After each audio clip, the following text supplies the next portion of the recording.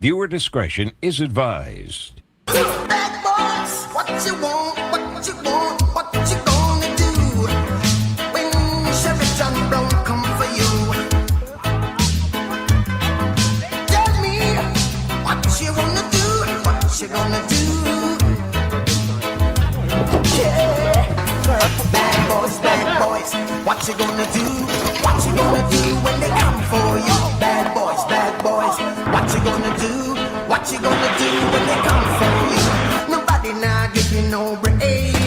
Police now give you no break. That old soldier man I give you no break. Not even your eyes now give you no breaks. Well, hey, bad boys, what you gonna do? What you gonna do when they come for you? Bad boys, what you gonna do?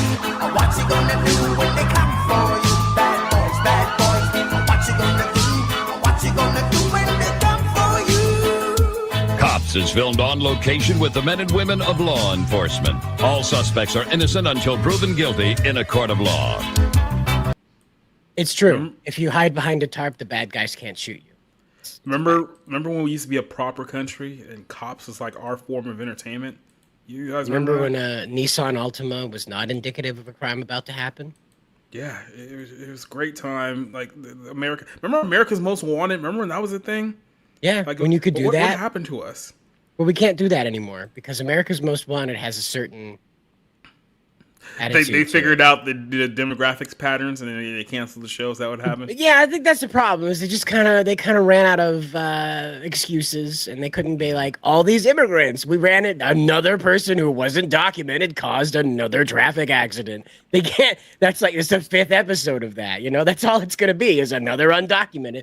It's just it's world's most undocumented. That's what it'll be. It won't be the world's most wanted. It's the world's most undocumented. Well, here's some white people. So here's the thing. Not a resolution. So you didn't put your hands on her. Look how much I'm What's all this on your shirt? She made me sweat, but I was fighting her. She wouldn't get off of me. I had to defend myself, goddammit! If you look at us, which one of us do you think is defending themselves? You'll have to explain this. It's weed. It's parsley. Why does that matter? Why does that pertain to the subject? It's basil. It's illegal to have this in your possession. Boo-hoo, bro. I'm not selling it. I'm smoking this. It's all his. All right, sir. I'm gonna need you to put your hands behind your back. What the did I do? No, this is not happening. Tell this dog to shut the up. Listen, don't bring my dog No. into Whoa! Show me your hands!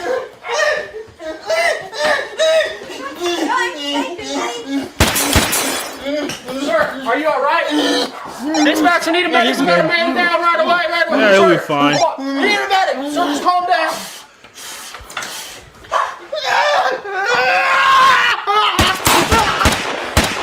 Show me your hand.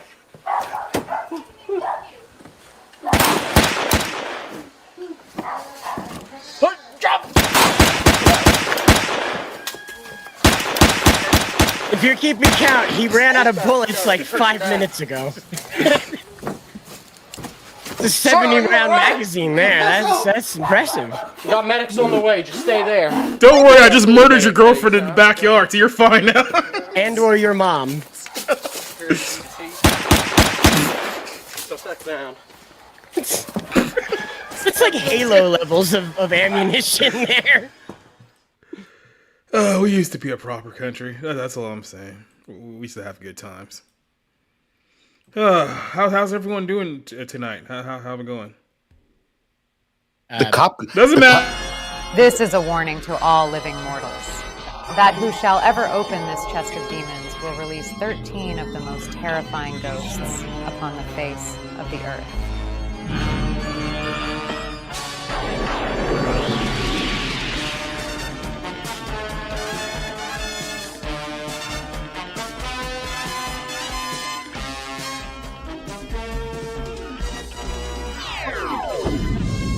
Okay, cut it. This isn't going to work. Let's try some nostalgia bait. It's mighty strange. You looking at the leafy rain. I can't tell if you're in bed, or have you picked your target yet? It's in bed.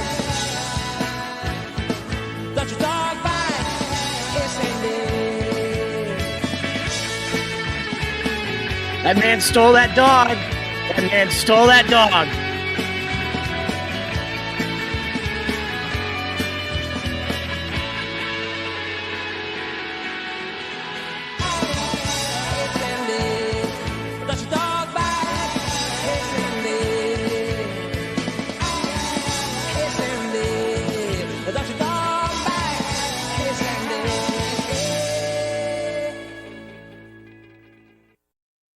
Okay, that was better.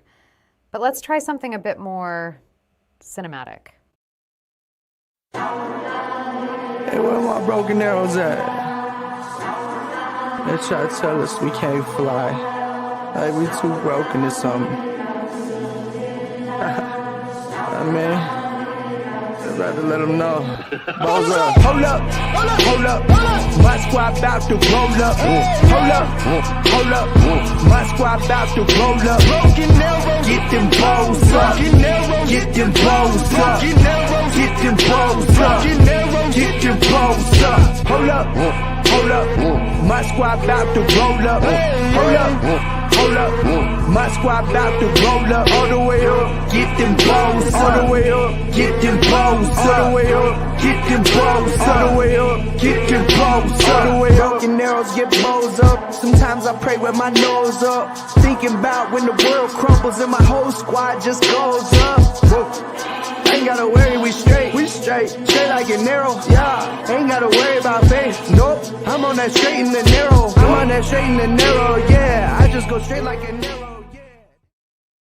Yeah, that's the shit I like. Let's start the Barroom podcast. Take it away, Jacob.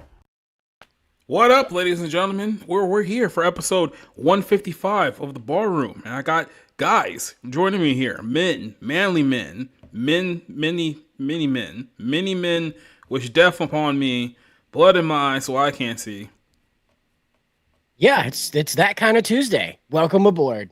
Make sure you hit like and subscribe for more wonderful renditions of 50 Cent / that guy from Street Fighter he was casted as covers. Yeah, so obviously you guys haven't realized this is the first show in my new apartment. So yeah, a little few things have changed. I haven't added as much stuff over here, but you can tell if I move this slightly over here, you can see the bookshelf is back. So I don't know, maybe I'll just rock a little bit here. Knowledge.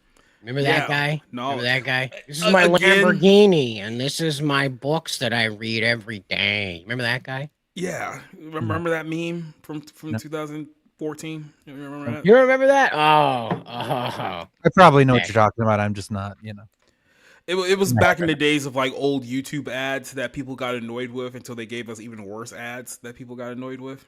Yeah. Yeah, but yeah, it's not. I got a great cover for it. I probably got like what up there currently have like maybe 5 Bibles, 2 high school yearbooks, and then it's mostly just DVDs that fill up the rest of it. Because I mean, I don't read much else outside of that. I mean, just be completely honest with you.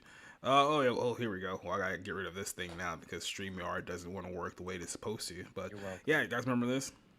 Yeah, well, okay. You know those stupid ads that keep appearing before videos where it's like a guy and he's like, here in my garage. And he's got a Lamborghini. Yeah. And you know what I like more than my Lamborghini? Knowledge. That's why I have these 3,000 books. I read 1 book a day. You know that guy? Fuck him. We should make some parody ads and put them on YouTube. Just like anything that happens to rhyme with Lamborghini. Just sitting here in my garage eating my pasta linguine. But you know what I like more than my linguine? Macaroni. I eat a box of macaroni every day. Remember, eat a box of macaroni every day. No cheese, just straight macaroni. Straight macaroni, baby. Don't even put water on that bitch. Nope. Eat that shit raw. There are no brakes on this struggle bus, mister. Whoever does that needs to be arrested. Hey, Cider, how's it going?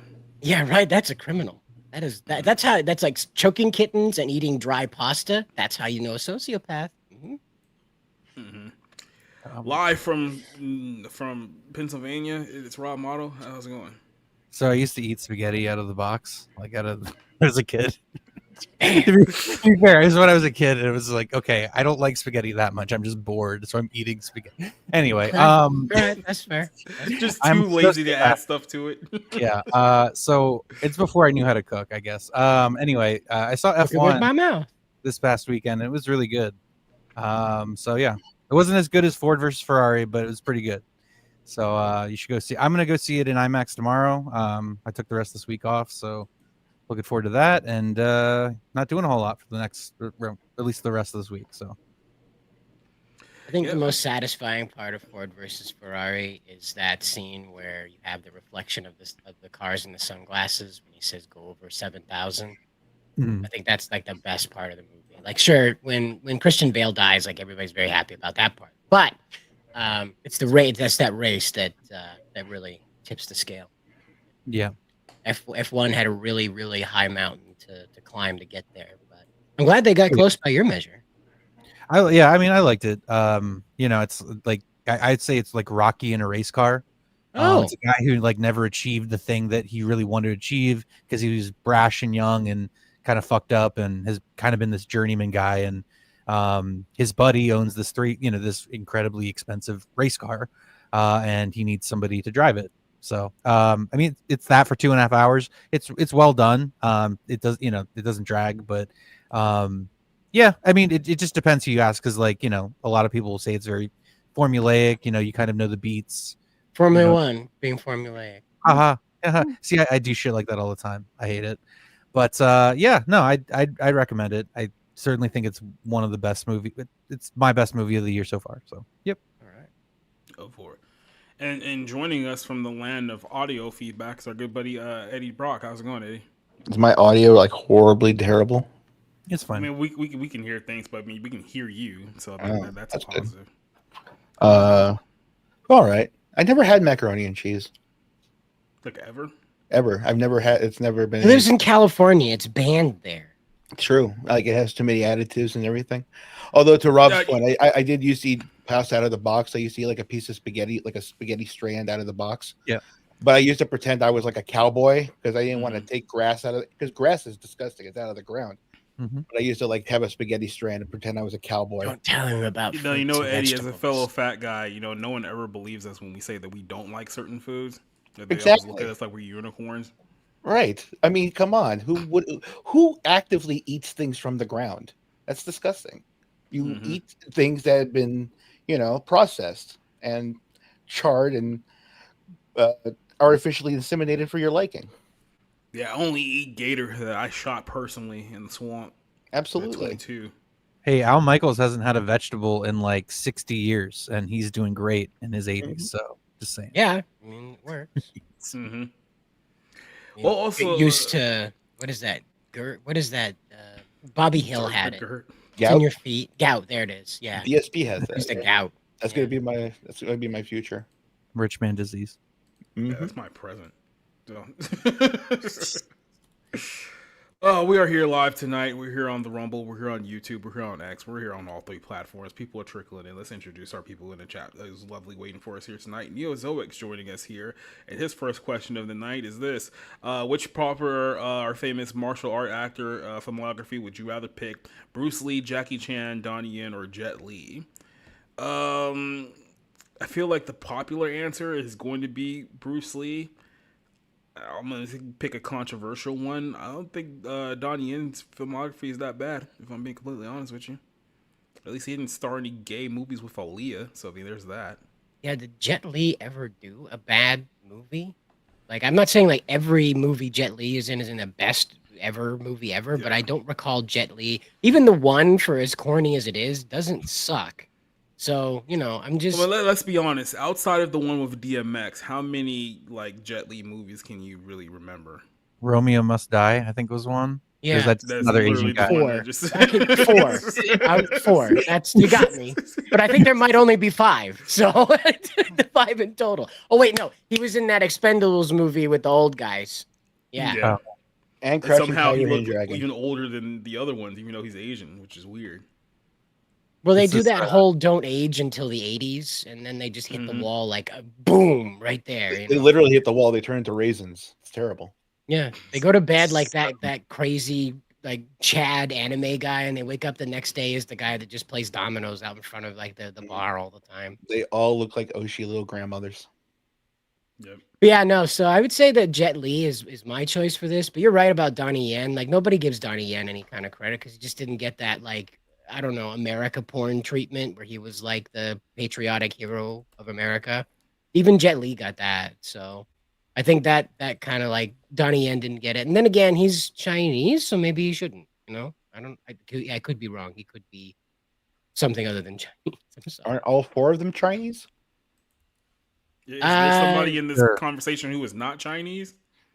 You got me. I don't. Well, no, I don't think Jet Li is. I think ethnically his people come from there, but I think he's second generation American. No, I've been able to tell Asian people apart by their last name because that's usually the good indicator. And none of these guys' last name are like Yakamoto, so we're definitely not Japanese. So right, most of these guys are like short last names. So I'm assuming that everyone here is in fact Chinese. Yeah, because the Koreans are like they have like those 2 weird last names like Poyong or something like that, and it's like that's not going on here either. So I can't remember his name, but Robin Yen, if I can remember, if that's his name, Liu Kang from the original Mortal Kombat. Oh yeah, movie. yeah. He actually is a really big movie. Like he is like a B movie star, like action star, and he actually has a lot of really good stuff. He was in they did a live action Jungle Book in the 90s, and he was Mowgli or whatever in that. So yeah. But I'm not a big martial arts movie guy. I would just say Jackie Chan, just based on the fact that his career is ridiculously long. Like I am more familiar with his 90s action movies, like Rumble in the Bronx and First Strike and Mr. Nice Guy, I think it was called. But you kind of before Rush Hour, which look, if you like Rush Hour, it's fine. It just grates on my nerves. It's the kind of movie that's is it like, Chris Tucker that gets to you there? It's the buddy cop kind of thing, and it's like it's fine. Like it's fine. But he's had an incredibly long career going back to his like Police Story movies. You know what I mean? So I just think he's been incredibly successful. Obviously, he's kind of sucked up to China a lot because his son got into like trouble with drugs or something. So I mean, that's stuff like that's always disappointing to see, but it's just like, that's the country you favor. So you have to kind of do what you have to do. But yeah, I don't know Donnie Yen that well. I know he's pretty well respected among people who like martial arts movies. I know, isn't he the guy that was in John Wick 4 who's fighting him at the end of the movie? Yes. I'm pretty sure that's him, but he's the IP man, the IP man. Yeah. I think the third one was with Mike Tyson, if I'm not mistaken. So if you want to go see Mike Tyson in a Kung Fu movie, go watch that one. Can we give, if we're going to throw, since they're all Chinese here, or at least, that kind of Asian, Southern Asian, can we give props up to Sonny Chiba, the Chibs? He's the greatest martial artist of all time. Okay. So I love Sonny Chiba. Well, there's a couple of things we'll trickle into here with this conversation, but favorite hand-to-hand combat scene from anything? Does anyone have anything off the top of their head? The Matrix. Sorry. Smith versus Keanu of Neo will never not be amazing. That was I don't know, that was just like the first time that I ever saw like dudes do the slow motion fight thing. I was a little baby sighter. So I had no idea. And I was like, this is the coolest thing ever. Nothing will ever be this cool. And that was the hallway fight. So by the way, TW's here. How's it going? Oh, hey, what's up, man? He just randomly show up. I just looked down and I was like, I'm expecting Rick, and I was like, oh shit, it's TW. What's going on? Good. Well, real quick, I'll play a little bit of this because this is one part of this film that I actually like from the raid too. And since we're on the concept, there was a second raid. Oh yeah, the second one came out very shortly after this one. What the hell? You only just now figured this out? Well, no, it's just what is the story? How did they top that? I forget the justification, but I think it was like some kind of like a revenge type thing, somewhere around those lines. So yeah. Oh, okay. Yeah. Wow. So it's not as crazy as like the raid one though. That was nuts. So I have not seen these movies yet. It's definitely on my, I don't want to say my bucket list, but I've been meaning to watch because I saw this movie. Was it The Night Comes for Us? I think it was like Indonesian. I have never seen. Truly, I have not seen a lot of like foreign and Asian movies or like action movies. That was the most bloody and violent movie I've ever seen to this day. Yeah. And it came out in like 2018. So they pull absolutely no punches over there. Like the Japanese guys are soft, but compared to what they put out over there, it's crazy. Like the Raid 1, like there's a guy like getting like he gets ended by like going forehead first into a broken door. Like that it's still the noise that it made when that guy landed on top of him and finished him. It's still in my brain. It's so bad. Fatality. Yeah, that's what should have played when that ended. Like that graphics should have come right up there. Oh, yeah, I like this part here where he elbows him in the throat, then like bounces his head off the steel. You just hear like a ping. Oh yes. Pound. Ding. That's multiple concussions, right? No, that's just dead. That's just dead. That's just a broken neck. We just call that a broken neck. Your brain doesn't bounce around like that, fellas. It's not. There's nothing you can do. Like even a helmet isn't going to stop that. Yeah. What's annoying sometimes about those kind of fight scenes, though, when I watch a martial arts movie, is that it reminds me of. Remember those old? I'm probably dating myself. Remember those old stickman fights that they used to do, martial arts fights? Yeah, like yeah. That they just kind of all blend in. They all kind of look like that. They all look like stickmen going at each other. It does get very like who's fighting who for a bit. Most of these modern ones, but I think that's because these guys are like in their shaky cam era. Remember when we had shaky cam? It was like 10 years there, where like everybody was having like a seizure trying to. Yeah, we're all everybody shooting was having documentary style. Then you had like J.J. Abrams slapping the side of the camera to try and like push it, like make it even shakier. And it was like, okay, man, we get it. You think you're cool. Anyway, that's where they're at with that stuff over there. So probably within the next 5 years or so, they're going to drop it and go back to like the cool, like rapid zoom outs that the Hong Kong movies made popular. I like that one when the bad guy shows up and he does a move and it rapid zooms out on him. That's dun, dun, dun! So before we get into any of our core topics here tonight, there are a few things to talk about. We'll get pretty deep into some stuff here. I want to talk about this since some of you guys are here. Deep into Raymond Symone. I mean, maybe like 15 years ago, not now. Have you seen her recently? I said Raymond. Oh, Raymond, right. Exactly. Everybody loves Raymond. Everybody loves Raymond. No, so here's the thing. We talked about this a little last night, the whole Street Fighter thing, and I was like, oh, okay, Roman Reigns is going to be Akuma. I guess we'll see how this goes. And now there's rumors on the interwebs that now Cody Rhodes is in talks to play Guile in the Street Fighter movie. And now everyone's like, okay, this thing's officially gay. Yeah, it's over. Because basically this is like, this might as well be a WWE Studios film at this point if they're going to book him in this whole situation. So yeah, I don't think anyone's going to be taking this seriously now if this ends up coming to fruition, because it's like, why? Like, why at this point?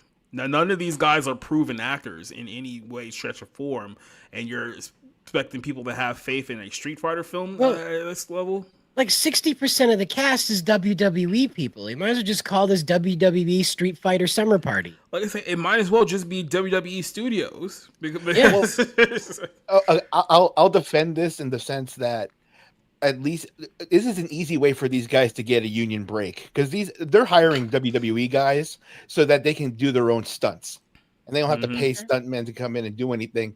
This might get them that union break and be able to get into SAG in order to get what they actually want, because WWE isn't ever going to give them that.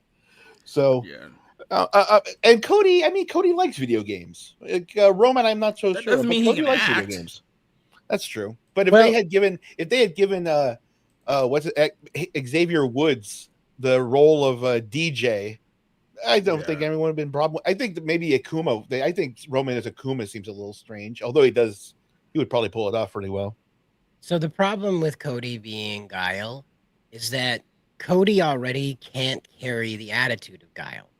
Like, we already see how Cody emotes and handles himself. So even in the movie scenario, it's not going to be any different. And again, the character he is portraying is very stilted and strange. I talk to Jacob about this all the time. They should have introduced him as more one of those robot super soldiers. You remember the Small Soldiers movie? Yeah, Remember that? Yeah. So they should have introduced him as like some styled character after that because he looks like a killer robot. Guile does not look like a killer robot. He's the hero. You can't have him look at the demeanor of this character. He's a villain. He's like he's possessed by a demon. Look at him. And I know this is an AI creation of Cody, but can you tell me that the actual promotional photo would not look like that? The guy doesn't have heroic facial qualities. It's the same problem I had with Henry Cavill, Cable, whatever you want to call him, playing Superman. He doesn't have heroic facial structure. He looks like a killer. That'll do it. But yeah, TW, since you're here, what is your thoughts on Roman Reigns and what's his face? Cody Rhodes here, potentially starring in a Street Fighter movie sometime on 2027. Oh yeah, honestly, this is just Cody Rhodes once again attaching himself to Roman Reigns because obviously he doesn't have any aura of his own. So yeah, he's just having to do this because somehow he's convinced himself and the marks have convinced themselves that he's actually a star outside of wrestling, which will never be the case. Yeah, I mean, this will be the good litmus test for like, you know, how the star power of like any of these people when it comes to like the Street Fighter movie and the Street Fighter franchise. And I don't know. I think there was a little bit of buzz about them doing another one, but I think that one may have already dried up here. But like I said, this hasn't been official yet. Now, Roman Reigns is official for this film, but Cody Rhodes is not official yet. But, you know, the fact that they're even having this conversation is making me think that this is probably going to be a little bit of a shit show. I mean, Andrew Schultz, when he got announced to this movie, I was kind of like, oh, really? That guy? And then now I was kind of like, okay, well, yeah, here we go. Go ahead, Eddie. For what it is, in that kind of look and everything else, though, let's not give Cody Rhodes Guile, but let's remake Cody Rhodes' G.I. Joe. I think he could pull that off. Oh, yeah, as Duke. Okay. Yeah, right. I can see that. I can see that a lot more than Guile. Maybe Duke him too. I'm all out of bubble gum. Might be able to do that. All he's got to do is look angry. Yeah, well, I mean, he also has to fight through the lisps too, which is, you know, Guile with a lisp, Sonic Boom. Oh, that's gonna be great. Sonic Boom, baby. Mm-hmm. Sonic Boom. You got it, baby. You couldn't get rid of it if you tried. You got a bicycle. Is Mike Tyson available to do a dub? It's the Sonic Boom. See now, did you ever see Mike Tyson Mysteries? Mike Tyson. Oh, my bad. Did you ever see that cartoon, the Mike Tyson Mysteries cartoon? No. Yeah. Oh, it is the greatest animated show ever to grace the airwaves. Norm Macdonald plays a pigeon in it. There's a dead gay ghost, and Mike Tyson has inexplicably adopted an Asian daughter. Did you see that? What's his face? I don't even know what the fuck guy's name is. David I remember that show. Nation or whatever is going to be M. Bison. It's just like, what are you doing with this cast? Right? Is this going to be a nightmare movie? ChatGPT came up with this casting. Like what? It's like literally somebody just like made their own wheel and be like, okay, whoever this lands on is playing Guile. It's Cody Rhodes. Okay, great. Next turn. I will say this. God, it wasn't Danny DeVito. I've done a complete 180 on the old Street Fighter movie though. Mm-hmm. When we rewatched it, I was like, you know what? This is actually good. This is in a completely bad way, but it's like so entertaining that I have to actually switch my opinion now from it being bad to good. But by the way, this lady's 61. I just wanted to throw that out there randomly with no context whatsoever. Which one? Is this the one that's playing Chun-Li? Sorry, it's terrible. And in the original Street Fighter movie, yeah. Okay. So, I mean, yeah. But they didn't ask her to come back. She hasn't hit her grandma stage yet. Not yet. So she's still at the top of the peak, but she hasn't hit the old lady with the bowl of rice just yet. So it's coming there, but Yep. So that's a little bit of sidebar news that we were talking about there, because that whole situation was just like, I don't know what they're doing. The only one I can see AI picking for Cammy is Sydney Sweeney, though, and that'd probably be the only one that makes sense. Mm-hmm. So here's one of my favorite one of my favorite scenes from it. Dad, what's on your face? Birthday cake. I just ate a birthday cake.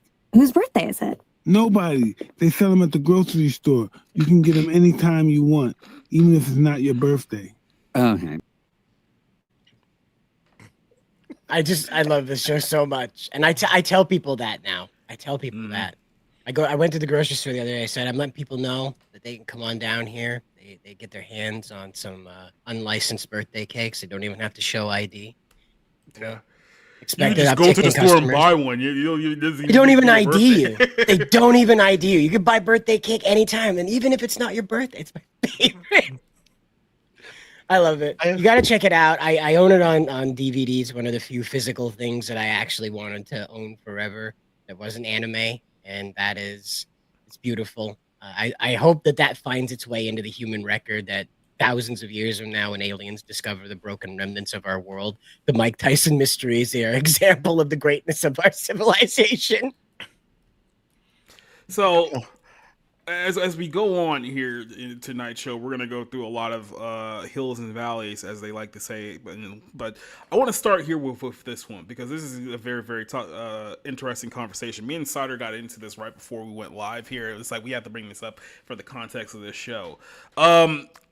Raven Symone. I'm not sure if you've seen Raven Symone recently. I will say this. Raymond.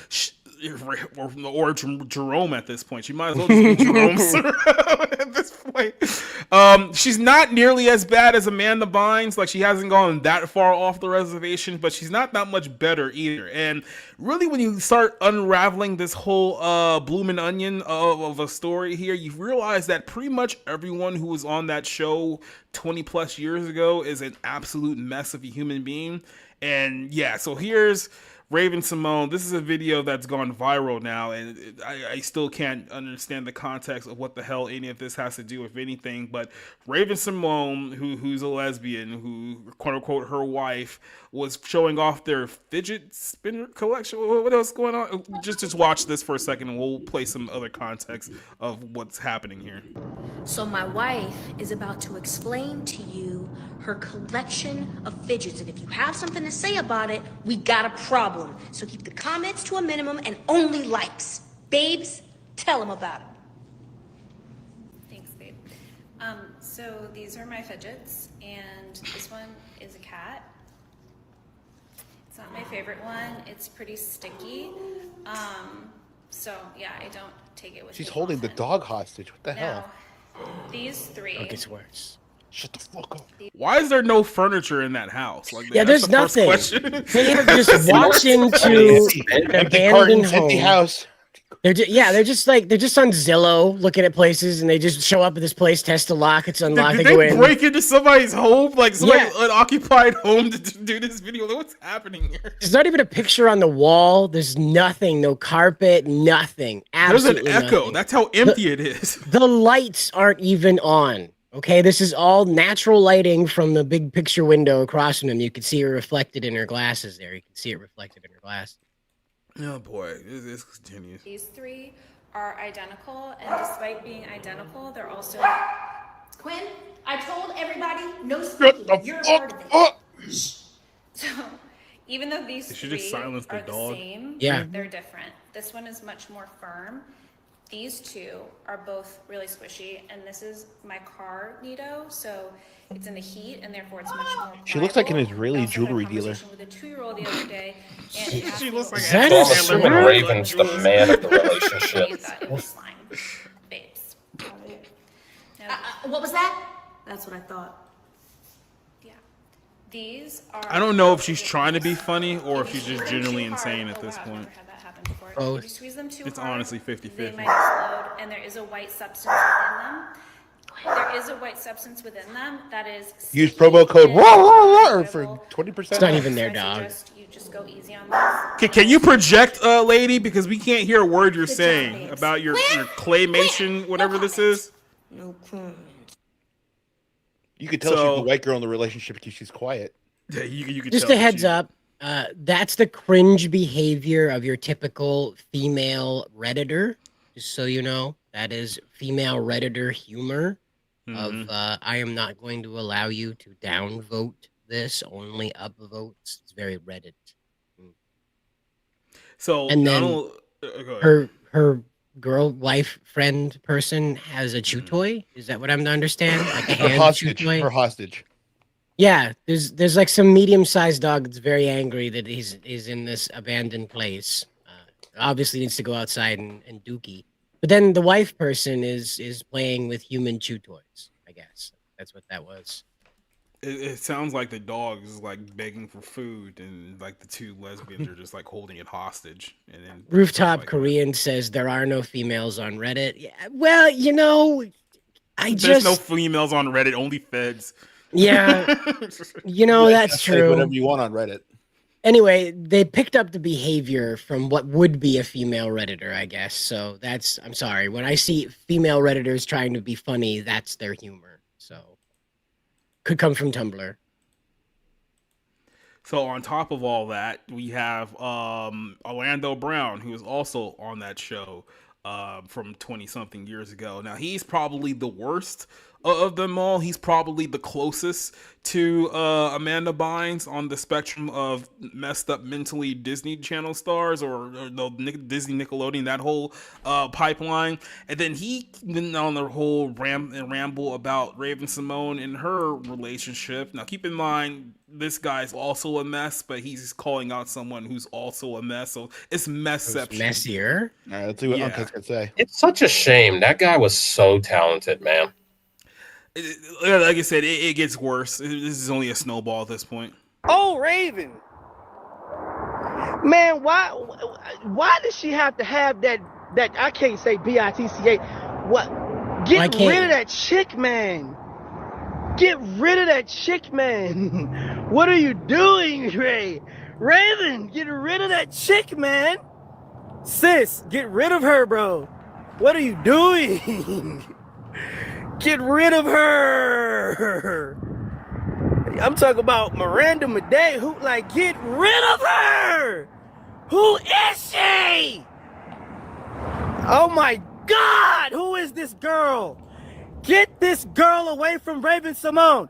This is very stress-inducing. Whoever is next to Raven right now, tell my sister. Imagine you're trying to enjoy a Chick-fil-A. Right now. Imagine you're trying to enjoy a Chick-fil-A sandwich in your car, and this dude is screaming, "Get rid of her!" into his phone as he's walking behind your car, right? You just see some crackhead yelling into like his iPhone, and you realize is that Orlando Brown from That's So Raven?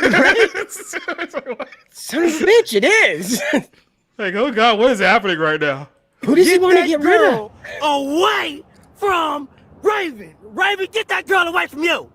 You ain't got no business with that white chick. Get that girl away from you.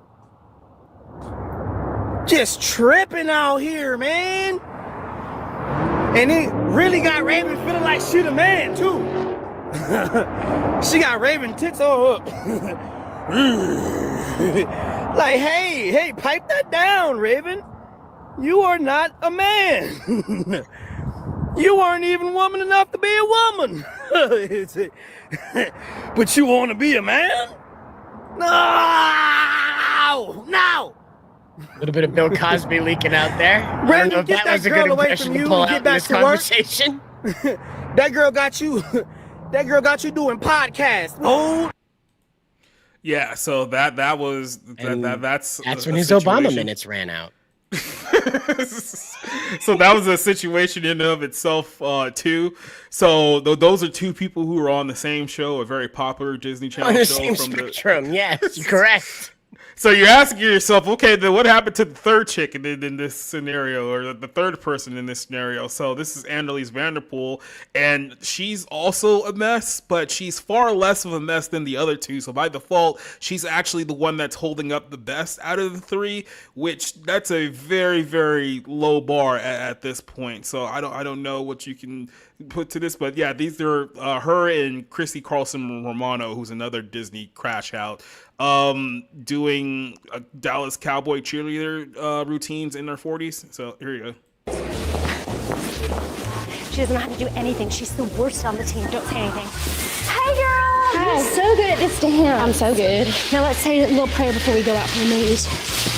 Oh, they're not. I know you might not think there's any Jews on the team, but there are. The real Fatah Adonai Elohim.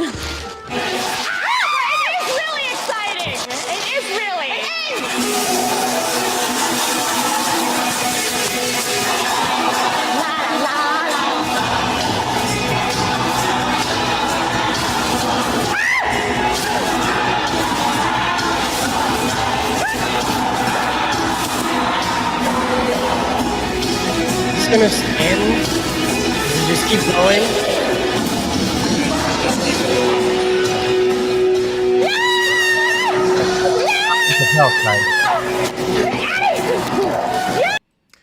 So the moral of the story here, people, is that there are producers at the Disney Channel who should be in prison right now. And I feel like that, we need to have that conversation because somehow all three of those people went from this to whatever the hell they are in 2025. So, Rob, I'm going to hot potato this one over to you. What is your take on whatever the hell we just watched for the last 10 minutes? Yeah, I'm not entirely sure. Some people having some personal problems, I think is the general vicinity of the issue at hand. But yeah, I don't know. Seems like Raven Symone is doing some stuff. I mean, I don't know. Like, I mean, obviously she came out like years ago, but she's kind of more and more aggressively advance towards I don't know, let's just say it, a militant personality. And the other guy, while like he has some valid points, he doesn't seem like he's doing too good either. So and then Chrissy, who is it? Chrissy Carlson Romano? Annalise Vanderpool with Christy Carlson Romano. Yeah. They were both on the Disney Channel at the same time. That didn't look great, whatever they're doing for attention. So yeah, don't become a child star, kids. I don't have much more to say than that, but that's and to be fair, I watched Even Stevens, but I never watched That's a Raven. So, but it seems like a very similar pattern to a lot of other child stars, a lot of other Disney Channel talent. It seems to been in the spotlight, and they're kind of hanging on and hanging around, and probably pretty damaged people inside.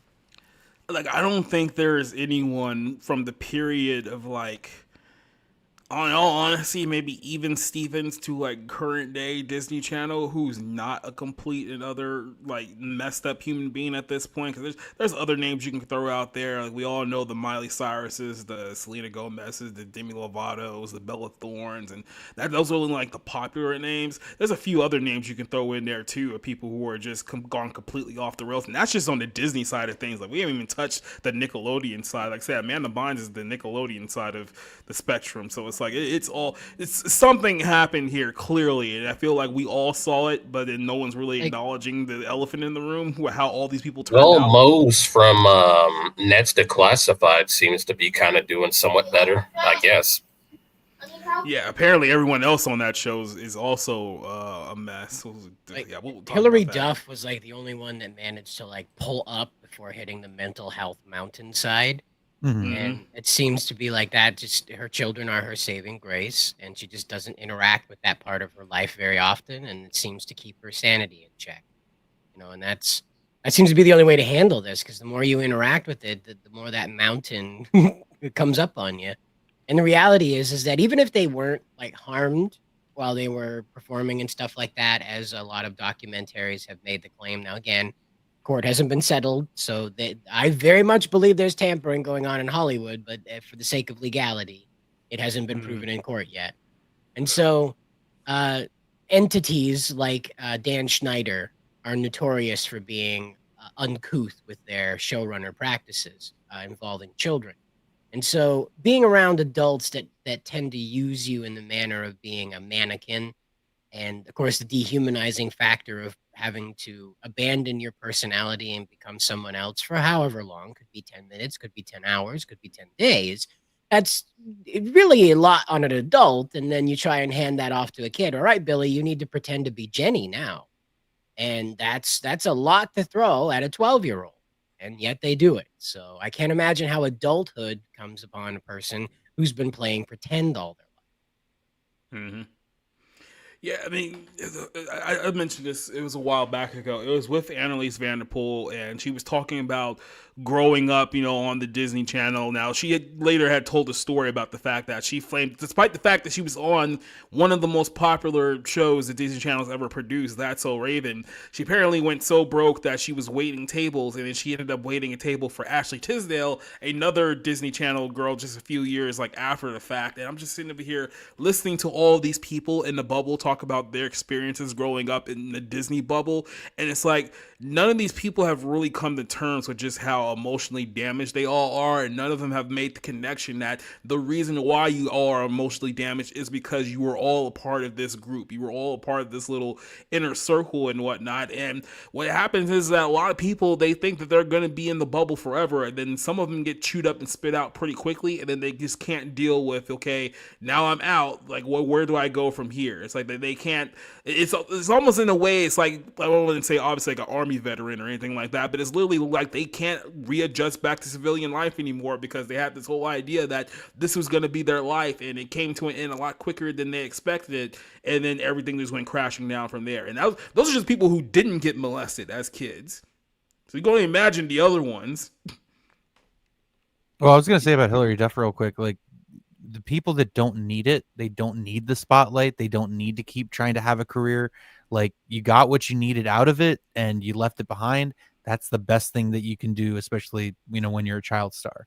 And it's like, you know, even for people who are like, just like, we want to be actors, or like, it's just like, dude, you got 10 years. And if you haven't, you know, it's just time to get out. Like it's not a good place for most people. Mm-hmm. That's the thing about Hollywood. Most people, even talented people, it's not a good place for being happy, longevity, whatever you want to get out of it. You got a very short window. Property value. The biggest thing that like hits me about this is like it seems to be a 10 out of 10 situation where you go into this as a child and you come out of this as like a complete wreck, whether it's due to expectation, due to adult tampering, or due to just your own sense of like, I got to perform, overperform, that kind of thing. There is never a person that comes out bettered by their experience from being a child actor. And you're right. After 10 years, it's not going to work. I was a stage actor when I was a teenager and a young adult. I won awards and stuff like that. And people asked me, are you going to go to Hollywood? And I said, no, not at all. I have absolutely no business being there. And the reason being is like, I don't have that talent. I'm good for a moment or two. I am not good for 10 days worth of that. And when, like you say, Rob, when you're doing anything like these commercials, even for stupid toilet paper, those are 2 or 3 day adventures you're stuck doing. Even if you're just a guy in the background walking around, they do like 18 takes of that shit. Well, sorry for the pun, but that's just kind of, that's what they do. Is like, it's just a machine. And to us out here absorbing it, it's like, well, they could have done better.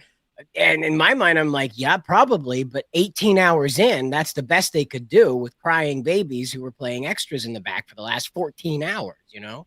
Like I remember like Red Letter Media was talking about being in the background of some movie, and they were up on the Tilt-A-Whirl, but they were up there for like 6 hours on the Tilt-A-Whirl. And like Mike puked down on top of somebody, and then he got down. They brought him down for lunch. They just ran away and never went back to the set. They're like, that was hell. That was hell. They played where there's a whip, there's a way song in the background. They don't tell you the stories about 4 a.m. Will calls or stuff like that. You know? Yeah, we got to reshoot this scene with Henry Cavill without the mustache. So 6 months later, can you come back and be an idiot in the background of the park again?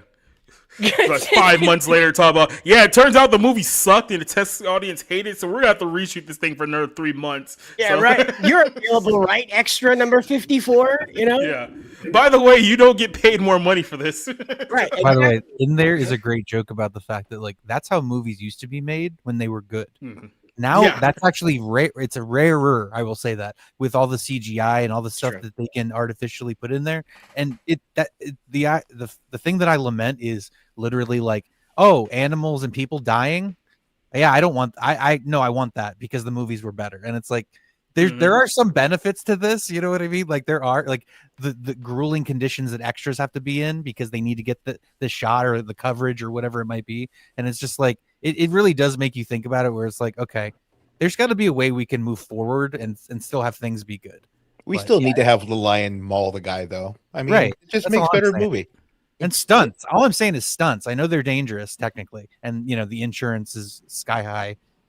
But yeah, and that's obviously why movies are dying. But, you know, let's get some of that back into movies, please. Well, I'm sure once we get the best stunt direction or coordination Oscar, I think, will be much better with the stunts, right? But that's the death of the whole. That's the irony. There is like nobody's doing stunts anymore. I mean, there's a few. It would be Tom Cruise's only Cruise. award. Right. Or they're But hiring he's already pro gonna get an wrestlers. They can honorary do Oscar their own this year. stunts. So you know how at the end of the movie, the credits, it says no horses were harmed in the making of this, no, all that stuff, right? So you're just a year away from no one was in this movie. Like it says no one was harmed in this movie. It just crosses out that part. It says no one was in this movie. And that's what it's going to be. It's just plain straight from the ground up AI. Not a human soul aside from the prompter was involved in creating the movie. And you're going to see that. You're going to see that. It's just the thing is that a lot of people underestimate the AI because they've seen some stuff a couple months ago. We're about 3 years away from the next Marvel teaser being Biggie Smalls will return in the future MCU film. Like that's literally what's gonna happen. Kingpin. It could be a new Kingpin. So I made this earlier today, and so I'll just turn it down in case your stuff's loud. So this is AI. It's just with my voiceover. Everything about it's AI, even the music. It doesn't matter if the subscriber count never changes. What matters is if we let the subscriber count change us. Every one of us has to find a reason to do this. You don't just climb up in front of a microphone and start spouting off your opinions because you're a YouTuber. You do it because you're driven.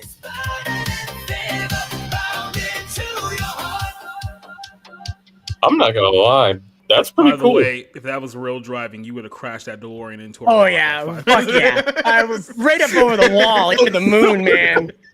Just boom. Where he's going, he doesn't need roads. Yeah, I need a coffin, but or an urn, depending on how fast I'm going. But yeah, no, that's just really, simple. Like, I think it took an hour to do, and most of that was just deciding what car I was going to go careening down a Japanese mountainside in. Well, aren't they going to bring back Paul Walker for the final Fast and Furious? We literally talked about that last night, and the age of digital necromancy is here. Like it's going to happen. They're going to start bringing everyone back from the dead. Like Bring it back to family. It's like there's gonna be Jimi Hendrix concerts, Tupac concerts. Everyone who died 50 years ago is gonna be resurrected from the dead. Elvis is back. And he's gonna do collabs Michael with Jackson. Tupac. He'll be back. Sony will resurrect Michael Jackson. You're gonna start watching movies starring Marilyn Monroe and Sydney Sweeney together. It's gonna be a thing now. So we're here. I'm not going to watch those movies. We let the genie out of the bottle, and now people are running around trying to find the cap as if somehow that's going to fix the problem. It's like, yeah, nope, right. It's already out. That was hilarious. Like somebody asked me, why'd you use AI? And I was like, I don't have a multi-billion-dollar studio. Maybe we'll just start there. Right. I mean, that's the irony about all of that is it's like if I had all the resources of a studio, I would just make my own movies. But what do you think I'm doing here? So it bring up the initial D reference. Actually, right, that is an initial D reference. However, it's layered with a Speed Racer reference. That is a rewrite of the Racer X speech to Speed Racer when they're at the Thunderhead racetrack. Oh God, we're actually AIing fan fiction. What are we doing? What are we doing? Mm-hmm. What happened to us? Like the Speed Racer movie is arguably the greatest movie of all time. Behind Barbarella, obviously. But when you look at fuck? What the fuck? What the fuck is this world? What have they done to us? What did they do to us? Really, you go back and watch that pound for pound. It's perfect. It does everything it set out to do. It doesn't try to do anything stupid even that damn Spritle in the monkey scene doesn't suck. Go back and watch that and you're like, I wish Marvel would do this. I wish Marvel had a monkey scene.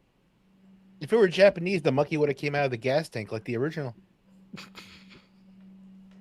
There's a couple of race-related comments we'll save for later on in the show because it's going to come up pretty soon here. But Rick, I completely forgot you were even in this conversation because we didn't introduce you at all. So here's a conversation that we can have real quick. Did you hear the story about the Diamondbacks player who broke down in tears after a fan heckled him about his dead mother from several years earlier? Now here's the thing. The update to this story has essentially been this. The fan has now been banned for life from every single ballpark in the United States of America America. Now, I don't know how you go to enforce something like that, but how do you stop? Like, clearly they don't have like a picture of his face, like wanted on every like. Well, I mean, they have video. You say that. They have video of his face apparently, and what they're going to do essentially, they're going to just do like everybody else. Like, you go to a liquor store, don't take checks from this guy. Make sure this guy doesn't enter the ballpark. Basically, is he just banned from baseball, or is it like it banned from the state, from every Major League Baseball stadium? That's ridiculous. Yeah, I don't know. I don't know about AAA.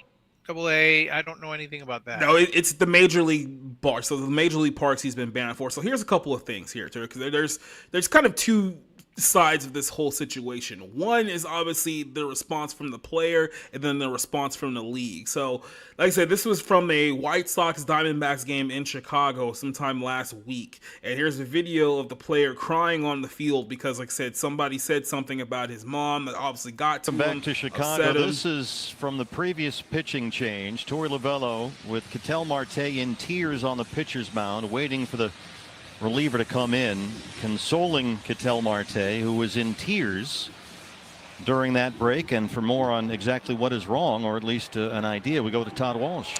Now, obviously, told you exactly what happened. Somebody heckled him regarding this. So he went on, I think, about a day or two later to explain what exactly the fan said.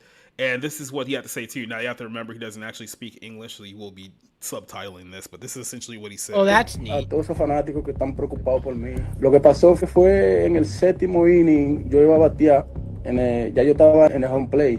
Entonces, un fanático me voció. Estaba arriba del dogado y me estaba voceando cosas de la madre mía. Él dijo como que anoche le envió un mensaje a tu madre. Entonces, cuando pasó lo que pasó con la madre mía, yo estaba aquí en Chicago, en esta ciudad. El manager me protegió ahí, lo sacaron al pana, lo sacaron ahí y yo creo que no va a poder entrar más allá al play. Sí, hay que hacer algo con los fanáticos porque se están pasando ya. Siempre a mí me vocean cosas, pero no de mi madre. Todo el mundo está claro que la madre mía falleció en accidente. Y nada, estamos orando por él, por el tipo que voció y por su familia, ¿sabes? Que Dios lo proteja y le limpie ese corazón. Ellos siempre me vocean cosas, pero yo no le paro a eso, ¿sabes? Pero ya cuando se habla de la madre mía y ya las cosas ya ahí cambian. So you guys heard the story there. Like I said, his mother passed away from a car accident back in 2017. So obviously it still hit pretty hard with him. But there's two ways that I look at this. It's kind of the response and from both the player and I guess the league here from this instance. Because look, this is a similar situation that we've kind of seen with the NBA. And even at the NBA, it's nowhere near as extreme as this.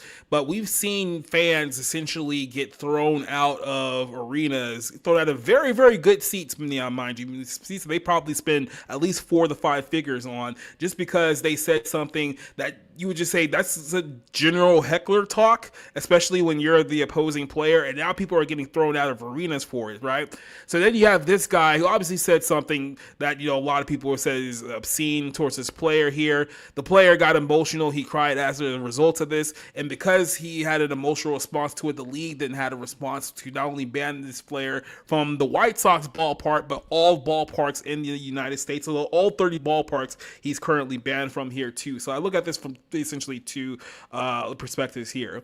Are we a little too soft when it comes to hecklers in the crowd, especially when it comes to hecklers when you're in the opposing team stadium? Because people saying very, really nasty, mean, mess up things, that's always been a part of sports. Like, this isn't something new. Like, this isn't the worst thing that's ever been said in the history of opposing fan bases. I mean, go back to, like, the 80s. Like, they'll talk about the 80s basketball, some of the things that were said, some of those Lakers-Celtics rivalry. I mean, not even remotely close to this. I Go back to the first presidential election. Thomas Jefferson was accused of being a hermaphrodite by John Adams, okay? Sportsmanship has been a bit difficult for Americans They were for friends. quite a long time. By the way, they were friends. They were the best of buddies. Yes, they died the same day. They were so good friends. Thomas just had long hair. So, like I said, it's a two-turn question. Are we getting too soft when it comes to essentially hecklers in this aspect. And then the other aspect is like this. I don't have any problem personally with the fan being booted from the stadium. If the White Sox want to take action against him and ban him from future games, that's fine. The fact that the league came in and essentially trying to make an example out of him by banning him from all 30 stadiums in the United States. Keep in mind, Chicago has 2, so he can't go to White Sox or Cubs games anymore in the city of Chicago. And I look at it from this perspective here. It's like, if you guys recall, I think it was last year's World Series where there was a foul ball incident where a player was trying to catch a foul ball from the stands. Basically, a fan wrestled away from him, and then they kicked the fan out of the stadium. I think after the fact, the Yankees may have banned him from like any like future games. It seemed like he was like this massive like criminal, and it's like, why is there such a I guess let's put it this way. There seems like a more of a trend these days to essentially give the middle finger to fans who are supposedly the ones you guys are trying to pull in to a lot of these games. But then again, when you look at the revenue streams of these major sport leagues, it's not like ticket buying fans are the majority, I guess, revenue source of these leagues anymore. Like, they're getting billions of dollars from television deals now. So now they're making their money from TV deals. They don't really need the people in the ballparks and the arenas anymore. So have we kind of become a little bit hostile to what fans are typically accustomed to? And I got another video here that I'll show on top of this. Rick, I'll start with you. What's your take on this whole situation here? Because obviously you can talk about this from a couple of perspectives. Well, first, I'd like to know, did this fan know that his mother was dead? Yeah. Yeah, I mean, I would have to assume that was the comment. I mean, oh, okay. Yeah. I mean, unless he generally just threw out, a yo mama line and didn't know the context of the player, which could it be possible? But I mean, let's just assume that he did. That's what I would like to know. If he did know, I think that's rather cheap. I know when you talk about heckling, if you heckle the player, all right, I think the players are used to getting trash talked by fans. I don't know if you need to drag in the parents or their kids. That just seems to be more, that goes beyond heckling to me. Because I don't think any person should go and trash another person's parents or kids. Those they're not the ones playing. They're just related to them. As regards to the player, I don't know. I guess because I don't think there's any time when you can really just say, okay, it's been a few years. That's it. Any kind of comment about my dead parent is not going to affect me. It's been 5 years and I'm still affected. It's not as much as it was in the immediate aftermath of my mom's lone death, but it would still come every so often. I just don't. I would be fine. I kind of agree with you, Jacob. I would be fine with the White Sox banning him. I'm not sure why all the major league teams have decided to ban him, because he was. I could understand even the Diamondbacks banning him from Chase. I don't quite understand why all the others did, but that's their decision. I wouldn't. I would say that maybe that's a little overreach, but I would just say one more thing. From what I understand, Ketel Marte did accept or forgiveness, or say, hey, you know what, we're going to pray for him. If he's been forgiven, then we should just move on. And I hope that the fan, maybe at least says, maybe I did go a little over the top. We need to not react so quickly. I'm reminded, and kind of wandering off a bit, I'm reminded of that poor old man who was calling for Dinger, the Rockies mascot, and he got trashed. He got trashed and accused of all sorts of evil acts, even on like MLB Network, because the people misheard it. Dinger, like a home run, not the N-word, guys. Yes, and that. And keep in mind, like I said, they wanted Tim banned from every single stadium in America too, because they thought that they heard the N-word. Yes, but that was not what happened at all, and I felt bad for him, because again, people were rushing to judgment. I did not realize, though, that Dinger was this symbol of white supremacy. When I went to see the Rockies with Christian Toto, It's like, wow, I didn't realize that I was in the middle of this white power rally here in course. So there you go. Just people, what the fan did was tacky. Going after family members, I think that's really cheap. I would just say if they want to ban him, that's their right. But if the player has forgiven him, I think we should all just move on. You know, in wrestling, there used to be this, saying. I know wrestlers are kind of soft these days, but there used to be this saying. It's like, hey, look, you're a fan. You can say or do whatever you want. Just don't jump the barricade, right? Because when you jump the barricade, you're free game. But as long as you're on the other side of the barricade, do and say whatever you want. Who cares at the end of the day? And I don't think that anyone else has that mentality these days, because we're in the kind of the words hurt kind of. First of all, I know from a fact that there are far worse chants out there from other sports leagues. I mean, here's something. I thought that was my mouse. I was like, oh fuck, what the hell? I was watching your cursor go around. I was like, shit, what the fuck? What happened? Did I hack someone? I'm really high, guys. So again, soccer known for being pretty derogatory when it comes to a lot of their chants. So this is a good example.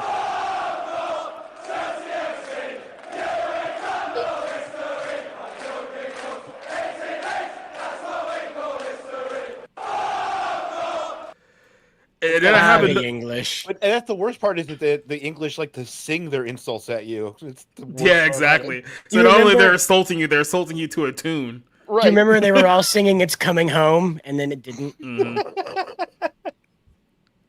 So here's a great example of a classic old school heckler, and I wonder if these days this would be like pooped upon. That man would be sniped before he left. Here's what I like to call genuine classic heckling. This is great right here. Hey, Diaz! Diaz. Hey! I know you hear me! Nobody likes you! Hey, Diaz! Go back to Little League and learn how to hit! You bum! Hey, Diaz! You bum! Retreat! Oh, that sounds like typical New Yorker. Your shoes are untied! You jerk! Check your legs, you bum! You got 2 different colored socks on, Diane! Hey, it's back to my heckle. I like this guy.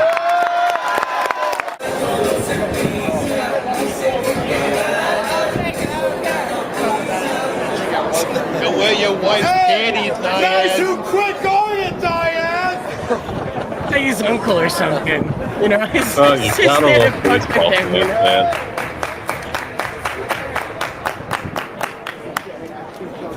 That's not for you, Diane! Hey, Diane! What's the UV protection on your sunglasses? What? I know you stared into the sun as a kid! Diane! Hey, Diane! Well, that's the part where he starts crying. Lost his mother to a tragic sun glimpsing accident. Your friends don't even like you! Diane! What? Welcome to New York! Go back to Oh, Atlanta! God. Should have known. It's the Mets. Okay, I thought it was Wrigley Field at first. Oh, No, yeah. that was New York City fans. Field in New York. I'm so buddy. Hey, Diane! Into my repertoire. That's amazing. Yeah, Like I New said, Yorkers are heck of opinionated. It's one of those things where it's like when he says it like 3 times, like it stops being funny. But then when he starts saying it like 20 times, it becomes funny again. Yeah, the obnoxiousness is what makes it funny, like over and over and over. Well, he's doing the most New York accent he could possibly pull off with it too, and so that adds to the whole experience. You mix it Fun in with how the he's little- mispronouncing Diaz too. Yeah. Diaz. Diaz. Oh, You man, that's goof. how they pronounce it in Atlanta. How should I know? And Yeah, then right. He's just being culturally sensitive. Yeah. And then Yeah. you mix it in with the Little League insults. It's really is butter. Oh, and yeah. sugar. I'm sorry. Those are rather innocuous comments. Yeah. And just absurd. It's not like, oh, I'm glad your mom is dead. That's I don't know how He's you just even being compare the two. loud, obnoxious, and getting attention and distracting from the game. Look, this is my whole thing with this is like, I'm pretty fair game. Like, athletes are fair game. You could say whatever the hell you want. Now, I that's more of an old school mentality. That's more from growing up in Philadelphia Eagle country and Phillies country. And I just hate, let me tell you something. I absolutely, with every fiber of my being, absolutely loathe the Philadelphia sports fan base. You people are lower than fucking trash. Anyway, the point is that it's pretty fair game with what you can throw at, because that's what the rules those people live by. So I don't think athletes should be surprised if they get heckled by a dead family member. You know what I mean? Is it classy? No, it's a complete scumbag move. That these people pride themselves on being a scumbag. Literally, there's a term, Philly scumbag. And again, I'm talking about a specific fan base. I get it. So who is the White Sox? They can ban him. It's a private, like somebody said in the chat, it's a private establishment. It's a private club. They can choose, in terms of behavior, who is and isn't allowed there. I just think it's a very strange overstep by Major League Baseball to say your comment went so far, over the line that you're not allowed to ever attend a Major League Baseball game again. I mean, if they said it was for a year, I mean, I still think that would be harsh, but it would be like, okay, it's a year, whatever. But I just find that to be really odd. It's like it's the concept of somewhere the Tampa Bay Rays are going. Yeah, that fan in Chicago will never be allowed to come to all ballpark. It's like, okay, he probably was never going to go there, like, anyway. So it's like, what did you accomplish? Yeah. So, like I said, might be more a symbolic move. Like, oh, look, we're taking a stand against really outrageous behavior. So again, it's their right to do so. I don't think that it would be the best thing, only because you're right. I don't think he's going to be traveling to all 30 ballparks. But I would say, yeah, the White Sox probably did the right thing. I mean, it was a little tacky, and I would understand the Diamondbacks doing the same thing, because those are the two teams involved. I'm not exactly sure why the Mariners are going to be part of this. Here's kind of the way that I look at it. The fans who were involved at Malice at the Palace were not banned from every NBA arena in the country, and they were literally fist fighting the players. So you got to look at it from that context too. Yeah. So any final thoughts on the whole ballpark situation, or the way that they Major League Baseball handled this?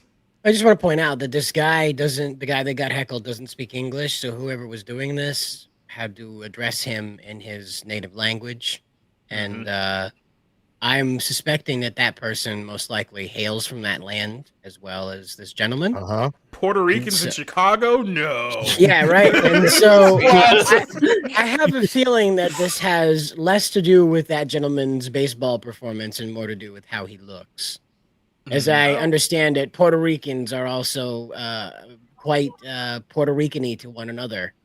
And that type of attitude comes out quite often. I've witnessed it a few times, believe it or not. White Puerto Rican migrate, did you say? I don't. How did Puerto Ricans end up in Maine? That's my question. No, not in Maine. No. Through the internet. Oh, I used to stream. Okay. With a couple of Puerto Rican. You said you witnessed it. No, yeah, I did. I witnessed it on live stream. I used to stream with a couple of Puerto Ricans, and they were like beta fish. They couldn't be in the same space together. Is it was just no. Cassie's Puerto Rican. She's half. All right. Yeah. Cassie is barely Puerto Rican. Let's be completely honest. I wouldn't know, but these guys were all Puerto Rican. They were like cussing at each other in a language I didn't even recognize. See, that's the thing. Is like you showed that clip you showed that soccer clip, right? But those are the British. Those are white people yelling at other white people. The Spanish yelling at other Spanish people is the worst stuff. That's why he started crying. Spanish yelling at the Portuguese. But like that's the reason why the dude started crying, because when Spanish people start yelling at you, say the worst things you could possibly imagine at each other. Yeah. And that's why, like, I can see why this dude was crying over something about telling his mom. Because South American hecklers are like, "You are the Jew in the oven." They're screaming at him. I will say that sometimes people who still struggle with grief, maybe just targeting their parent is just maybe not the best thing to do. Sure, And that's absolutely wrong to do. And I will say one last thing here. Looking up Matt Diaz, apparently his family pronounces it as Diaz. So I think the fan Diaz. was correct. They have decided to pronounce it as Diaz rather than Diaz. They're still getting deported. They're still getting out of here. ICE is still Yes, going to that's why I'm still shuffling from one safe house to another. But If that was just to make true, sure. every like all player your in Major attitudes League there? Baseball would be deported right now. Well, I mean, We'll Man, I'm that sure you Japanese guys guy can ain't talk about passing, this. that's for sure. Gonna keep Otani. That Japanese guy ain't passing, that's for sure. He didn't even answer the question right. Are you an American? I don't know. So let's talk about this story, because this is where we're gonna get into something a lot deeper here. Glastonbury, is that the name of this? Glastonbury. Glastonbury. Yeah, it's like I some thought- sort of music festival. First of all, I thought this was in Scotland, only to find out that apparently it's in England now. So I don't know if that was a recent change. I just thought it was always Scotland, but no, it's England. You know, those two things touch. So, you know. Yeah. In the kind of way that you would think, too. Yeah. I think In it's the always really been an gay way. English show. It's just Yeah, always I got a think it's bunch of always been alternative bands in it. So, Yes. like, here's the thing. This festival has always been kind of like, we're going to get a bunch of hoity-toity left-wing artists to go out there and do protest art on stage, and everyone's going to cheer and pretend like they support it and whatnot. And apparently this guy, whose name is Bob Villain, is that his name, or Vland, whatever his name is, apparently took it a little too far with his performance at this year's show, because there was a couple of moments that got everyone's attention, and not in a good way. So he started off by performing a song, I guess his new song called "I Heard You Want Your Country Back, Shut the Fuck Up," in Britain, which I guess is a direct Song. yeah, which is, so keep in mind, this should have been the leading, I guess, case or evidence that this was going to go terribly wrong, is that he's doing this song with a Palestine flag in the background. By the way, he's British, so I don't know if you know this. It's being but streamed. Britain and Palestine are not yeah. close to one another, like, at all. So, so he's doing this I heard song. about this. There's Palestine flags in the background. This is all leading up to something. This is his song, quote unquote. This is what we like. I don't know what all those other flags represent. I'm just going to assume they're There's one. There's communist. a Lebanese one. I'm just going to assume that they're mostly communist. So there The you go. tree. I see two things wrong. Oh. Go ahead. Oh no, you're good. I was about to say, I see two things wrong with this. One, this guy looks like Ricochet, so I already know he's like a total, complete, sensitive lefty, whatever. And then two, this sounds like Rage Against the Machine, or should I say Rage AI against the machine. Yes, it sounds So, exactly like alright. Rage Against the Machine. Like I said, this only gets worse. The thing, I'm sorry, I just have to point this out. The thing that's hilarious to me is that the white people in the crowd are like cheering this on. It's like, you realize he's talking to you, right? Like, you realize that. That's exactly. They don't even know what's going No, on. they don't realize it. They're the good ones. They're the good people. Yeah, he's totally not talking about We're me. totally not going to get our country back. So, like I said, a lot of stuff going on there, but this is the part that got him in trouble, because as you can see there, a lot of Palestinian flags out there for an event that's taking place in England. So he decided that he was going to use this time and use this platform as a person who self-described supports Palestinian nationalism, as a guy born and raised in London, and basically said death to the IFA and death to the Jews. So here's how this thing escalated even further from that point. What the IDF is, that's literally the Israeli Defense Force. It's pronounced death, not deaf. Mm-hmm. Allah there. So Yeah. now here's the thing. So now he's gotten a lot of heat, and the organizers of this has gotten a lot of heat, because that was a clear call for the total destruction of the Jewish state and the Jewish people. Now, what he's claiming here is that, no, I wasn't calling for the death of Jews. I was calling for the death of the military state. Now, here's the problem here, and this is why people who are not directly involved in this Jewish-Palestine conflict probably shouldn't be getting involved. These morons are using essentially the Islamic calls to free Palestine, quote unquote, and death to the IDF, not realizing that the people who they're stealing these chants for are actually calling for the death of the Jews. They're not just saying, "Oh, we're only protesting the Palestinian government, nothing else." No, they're openly calling for the death of the Jewish people. Because guess what? The Islamic rule is that the Jews must die in order for Palestine to, quote unquote, be free. So you may not think that you're not calling for the death of the Jews, but when you repeat these chants, especially Ashallah, which is obviously a reference to Allah, that's exactly what you're calling for, you fucking moron. So now the organizers are getting heat for this, because essentially this was like, I think the second or third group that been involved in this group that have openly called for the same thing. So apparently in London and the UK, there are a lot of people in that area who are openly calling for the destruction of Israel right now. Like, this is not even like, oh, maybe you took it out of context. They're blatantly saying it now. There was a Irish group not too long ago did the same thing. I think it was at wasn't it Coachella or one of those big music festivals Kneecap. not too long ago? Yes, I believe it was. Kneecap. Yes, I believe it was Coachella. Yeah, so that was at Coachella. There was another artist who was also on here. What was her name? Jade? Miss Rachel. Yeah, right. Miss Rachel. At Coachella. Oh man. Wow. It's gonna happen. You wait. Oh God, even worse. Yeah, so Jade was another one who was basically like, in Israel and whatnot. If you support Israel, you support genocide and all this stuff. So, it's funny how we've talked about this many times on this show here before, but the Bible talks about a time where the entire world is going to come against Israel one day and wage war against Jerusalem. Does it not seem like actively right now that the whole world's coming against Israel, just like it said? Do you guys not picking up this part? So It's only now... half the world. Okay, it's only half the world. For now. For now.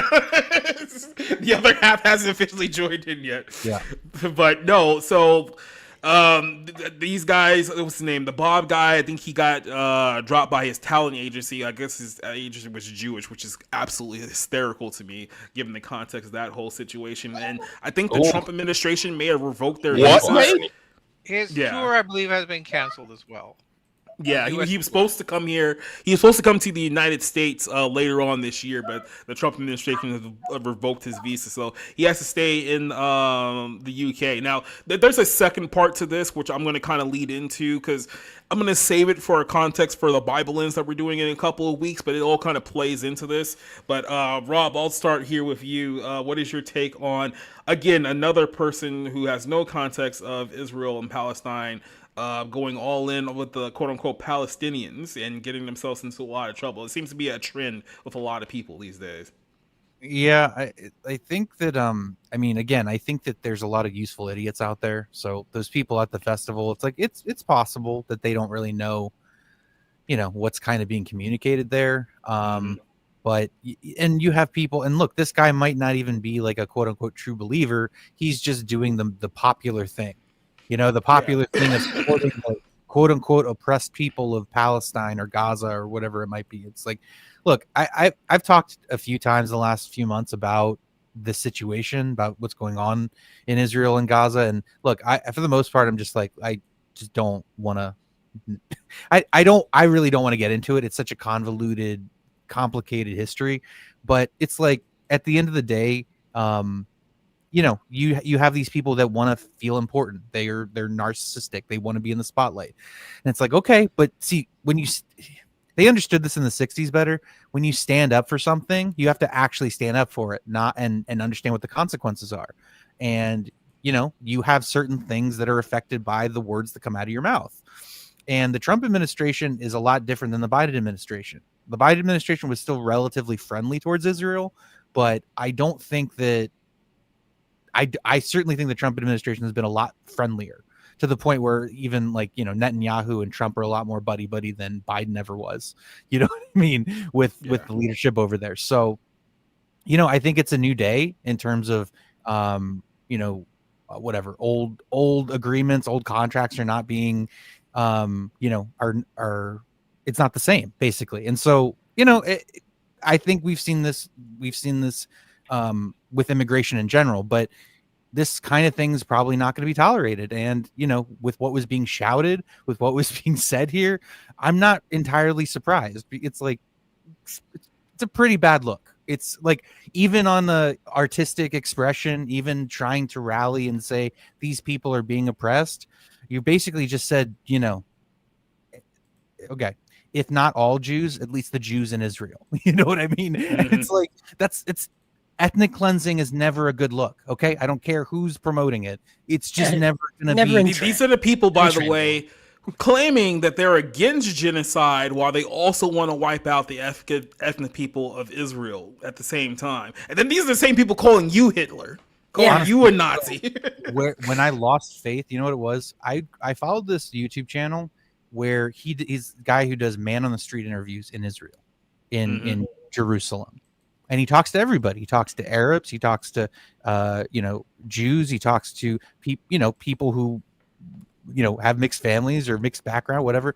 I was appalled the way that people think and talk about each other in terms of they're looking for, like, there's people that are looking forward to, like, whatever they want to call, you know, not revelation, but like, you know, like the end of the world or whatever, because they get to keep their neighbor in a, you know, as a slave. I'm like, what? Or eat them. I'm just like, you know what I mean? It's so that's where I lost faith in the whole like Israel-Palestine thing, where it's like these people are just always going to hate each other. And I don't know. And I've said this many times before. If you're really looking at what's going on now, you have two sides in both the Arabs and the Jews who both fundamentally reject Christ. And as a result of that, they essentially want to kill one another, because that whole thing of love thy neighbor, that people who've never read the Bible but once always say, well, didn't Jesus say love thy neighbor? Well, because they unironically reject Jesus, they reject that teaching. So as a result, one just wants to wipe out the other. So you got the Arabs who are told by Muhammad, their quote unquote prophet, that they have to completely wipe out and kill the Jews. Then you have Israel, who's still waiting on their Messiah, not realizing he came 2,000 years ago, because they think that once their Messiah comes, that he's going to allow them to rule over all the Gentiles who have been oppressing them for thousands of years. So both of them are essentially contributing to a problem that could have been solved thousands of years ago, but they still refuse to do so. And this is why this problem continues to escalate till it gets to a point where it's quite literally going to be biblical. So that's a little side note there. Apparently Rick hasn't talked. No, we're not going back to Rick. Screw Rick. Sorry, what do you think about this whole situation? I don't think I've been that involved, because like there's not much. I'm here. Don't worry, I'm still here. He likes the Jews. I thought you were. I have not been deported yet, so I'm still around. So everyone, calm down. Rick's Cider, pro wrestling what do you name is think? Rick the Zionist Aragon. Shall I break out my? Unironically, Rick, there is a pro wrestler called Rico. You probably look into him. Was that related to the Rico Suave guy? It almost is halfway. Nah, but you'll love it. Trust me. Yeah, that guy has a good name. I think the problem here is that we have a fundamental breakdown in communication, because what we have communicated to these people is that, sure, fine, you can call for the death of these people. And we never intended for that to be the case. We like free speech, but we kind of draw the line at, you know, threatening the lives of anybody really, but like particularly a whole like subsect of people, be they religiously divided, creed, you know, wherever they come from, that kind of thing. And it's typically frowned upon anyway. But the problem that I find with all of this is that we are not correcting that miscommunication. This fella probably should have been able to get through that set before the police arrested him. Not because he has said anything that he's going to immediately act on, but he is frenzying that crowd. And who's to say who's in touch with reality in that crowd? Is it the severed head person, maybe, that you trusted with that death to the IDF chant to go out into the world and not translate that to the humble bagel baker on the corner? So you know, this is the incitement of violence is very clear what this guy's trying to do. It's that whole death to the Boer chant. So if you're going to have a problem with the death to the Boer chant, you damn well better have a problem with death to the IDF, because it's the same damn thing. Well, and I happen to have a problem with both. And here's the other problem. See, this is the problem that I have with some people, because at least the people who believe in Islam are honest enough to say the quiet part out loud. These people aren't nearly honest enough to do that, right? Black Israelites will say it too, so Yeah, give them credit to be fair, there are a few people out there that'll say the quiet part out loud. But so this guy goes out there because his mindset, Israel's genociding brown people, so he's completely all board with Palestine and wiping Israel out. But then he goes up there on his quote unquote apology after the fact and says that, I'm not actually calling for like the death of these people. It's like, why not? If you honestly believe in your heart that these people are actively committing mass genocide against mostly children, which is the narrative that's always being thrown around there, why would it be a bad thing to kill those people? By that logic, wouldn't you be a hero for doing so? You're saving children, right? So this is the problem. That it's like they know that there's a line that they are comfortable with, and they don't want to be associated with that line. But they're still the same ones going out there saying "Free Palestine, death to the IDF." It's like if you're gonna go all in on this, go all in. Don't be 1 foot in and 1 foot out, because you look like even more of a pussy, like CM Punk.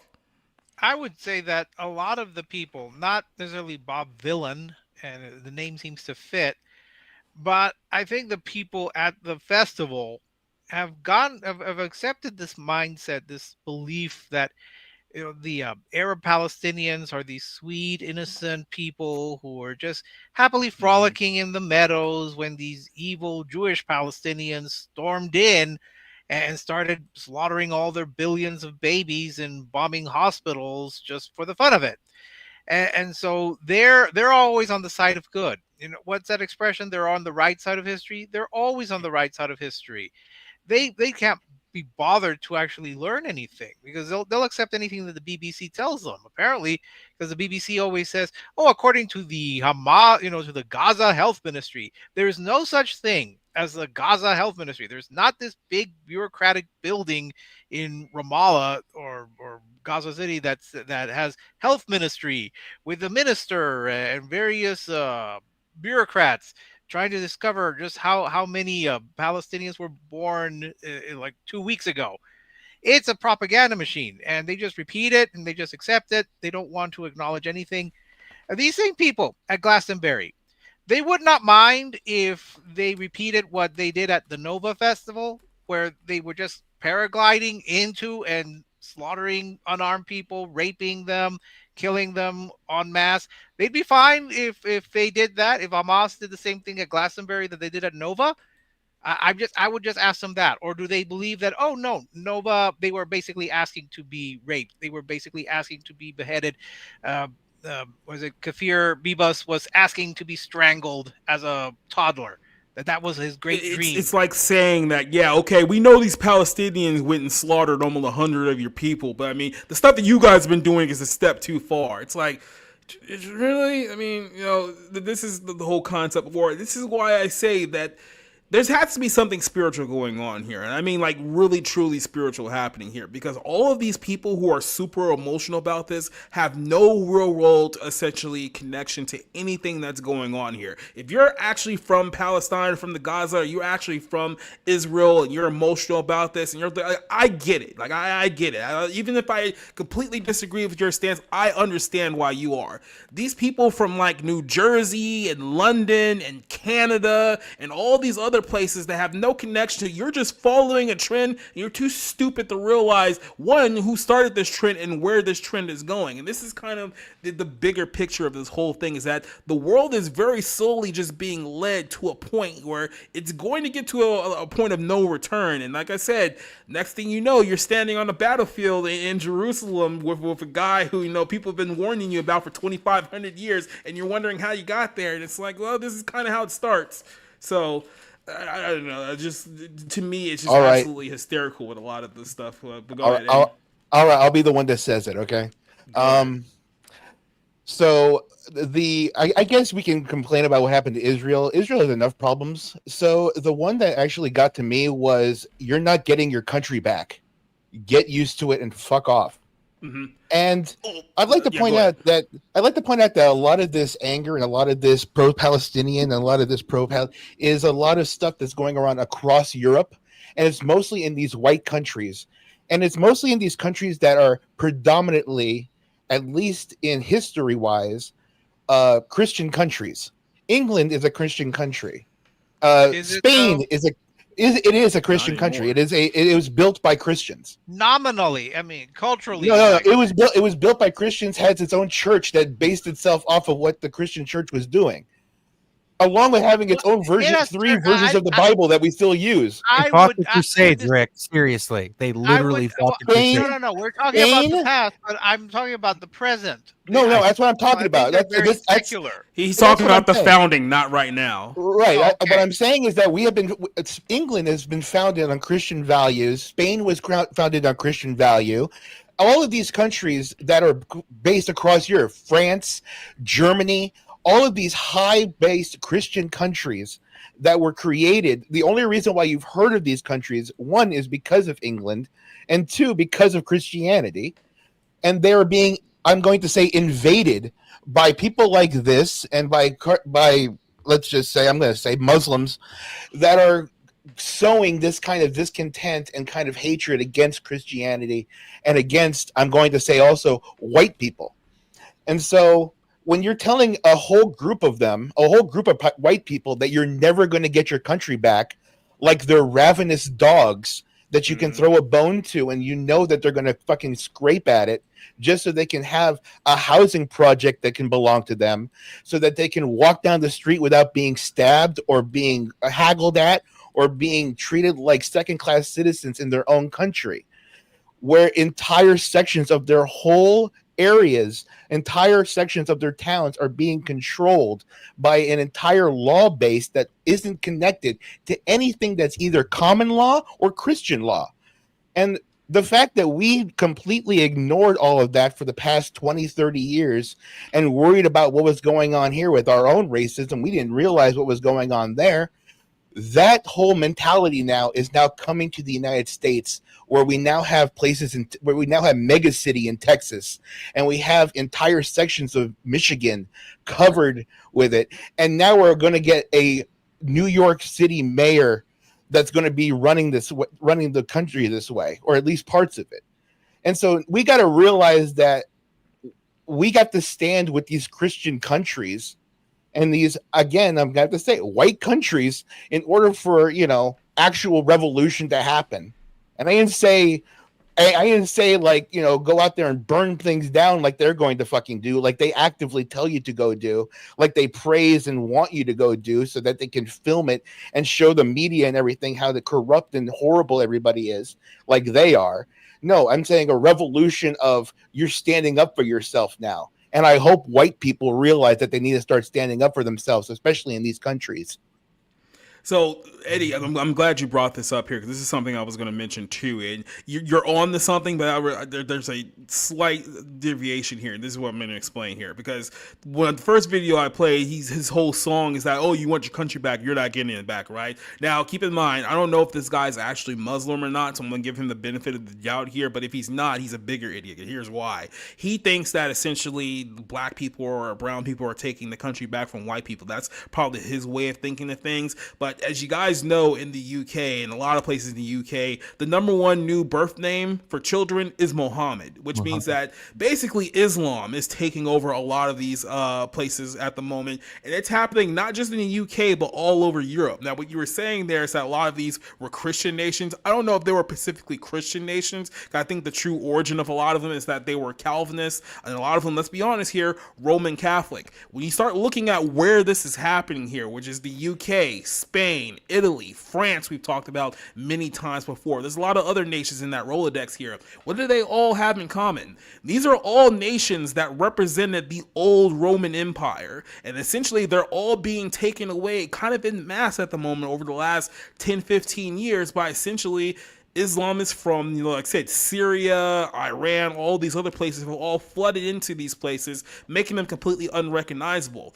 This is all leading up to something that, once again, goes all the way back to the Bible, because what are we talking about here with this time period towards the end? Literally a revived Roman Empire. It's just not the revival of the Roman Empire that you expect. People expect it to be something like, oh, Nero, or, the UN or something like that. It's like, it's not that. If you look around, like I said, it's essentially Islam all over the place. Where's the core source of this entire conflict with Israel and Palestine? The religion of Islam. That's what Palestine is all about, the religion of Islam. This stuff is happening right now, and I'm glad that a lot of people are kind of connecting the dots here, because like I said, all those nations in Europe that you mentioned there, all those nations in the Middle East, when you start looking at kind of the historical map of who was taking over these nations at a certain time period, you start realizing here that it's all slowly coming back together. And you realize that, okay, the UK is losing its Christian identity and losing to a Muslim one. France is doing the same thing. Spain's doing the same thing. It's almost as if, like I've been saying for a while here, stage is being set for something that, like I said, has been talked about now for 2,500 years, and we're finally getting to a point where people are seeing it in real time. So in one way, I know that can be terrifying to a lot of people. It shouldn't be, because that means that a lot of this crap that we've all been put up with for, let's be honest, decades upon decades, centuries upon centuries, is probably coming to an end sooner rather than later. So there's a little bit of a white pill inside of a black pill on top of that too. So any final statements here on this whole situation before we move on? How final? Talking about the end of the world there. I said statement, not solution. So I just want to clarify that I did say the correct thing. Okay. Fine. It's the Latino that does it to everybody.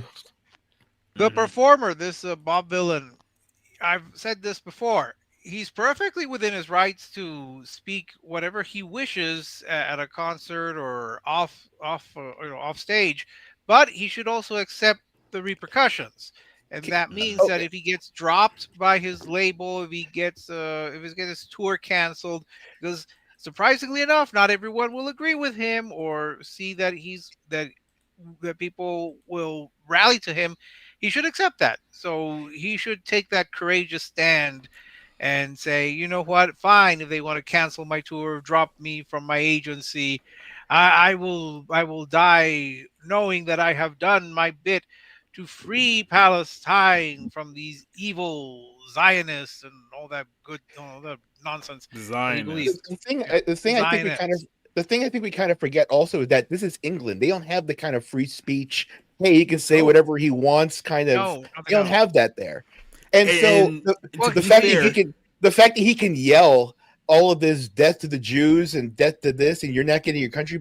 The fact that he can yell all of that to 400,000 people and not be arrested, but there's proven fact that elderly women are posting memes on Facebook and are getting 90-day jail sentences in the same country is absolutely disturbing.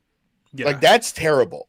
Well, here's the thing, though. All these people are taking advantage of, like I said, this law now. But like I said, he thinks that, oh, yeah, we're taking over your country. He thinks he's going to be part of the team that's taking over. He's going to find out the hard way, just like a lot of other people in those European nations. You were never on the team to begin with. So he may be celebrating now and spiking the football now. He won't be in the next couple of years, I guarantee it. Like, when he really starts seeing Palestine becoming, let's put it, England becoming like Palestine, I think a lot of people are going to severely regret their stances that they've been taking over the last couple of years. But as I said, some people are destined to learn their lesson the hard way, and there's going to be a lot of hard ways out there. It's like those queers for Palestine. They don't seem to understand that if they get their goal, they will be tossed off the roofs, because surprisingly enough, Islam is not quite tolerant toward same-sex couples.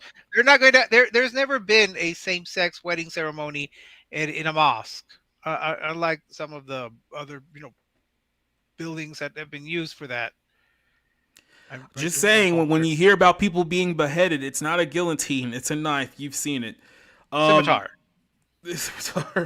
So I will say this. I'll make this kind of brief, because I think me and Cider are the only ones that have actually seen this. I did watch the first couple of episodes of IronHeart. Now, I know that the other 3 are coming out today, and they only just got posted, so we'll probably do a more detailed review of the whole series when it comes out next week here on the show. I will say this.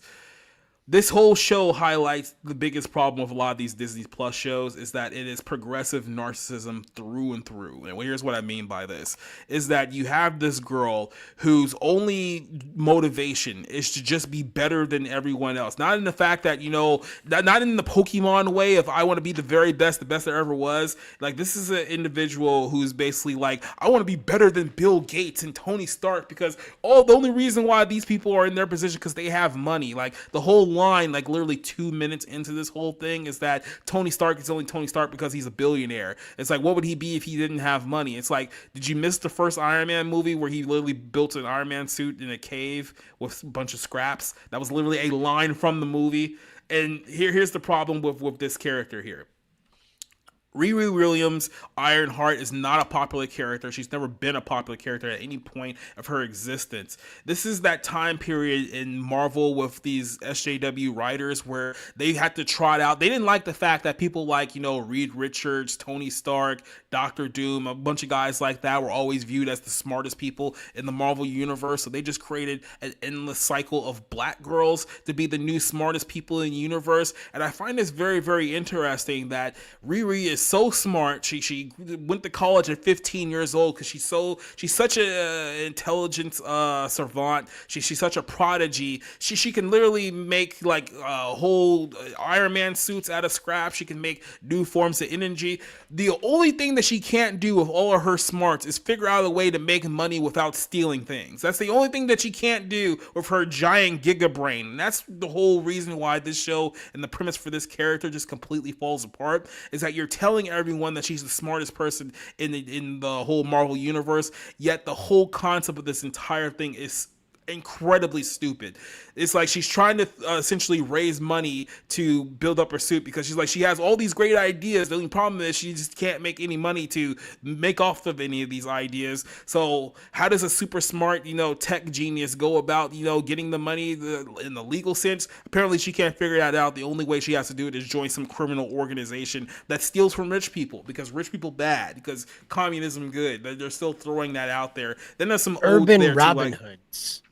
Urban Robin Hoods, yeah, because the people who want to build underground freeways, they're the bad people. And it's like, even in the context of Chicago, it's like, guys, look, I know you want to live in this fantasy where gentrification ruins Chicago. No, you know what ruins Chicago? The fact that there's over 100,000 known gang members in the city of Chicago that have been killing each other endlessly for almost 20 years. You guys ruined Chicago. It's not the fact that they tore down Cabrini Green, one of the worst, most violent housing projects in America, and built a Walmart over it that ruined the city of Chicago. This revisionist history where you guys take no accountability for the situation you found yourself in, you need to stop, because pushing these narratives in IronHeart and Candyman and all this other nonsense is like, you're not living in the real world. Like, you're simply not. And it's harder and harder to sit here and try to have any kind of sympathy or understanding with these people where they're just, in reality, they're insane narcissists that just can't accept the fact you're not as likable as you think that you are.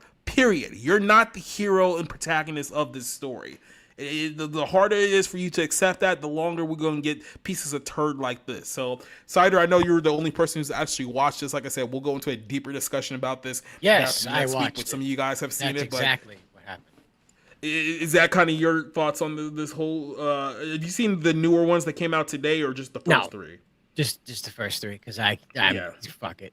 So the IronHeart misses the point.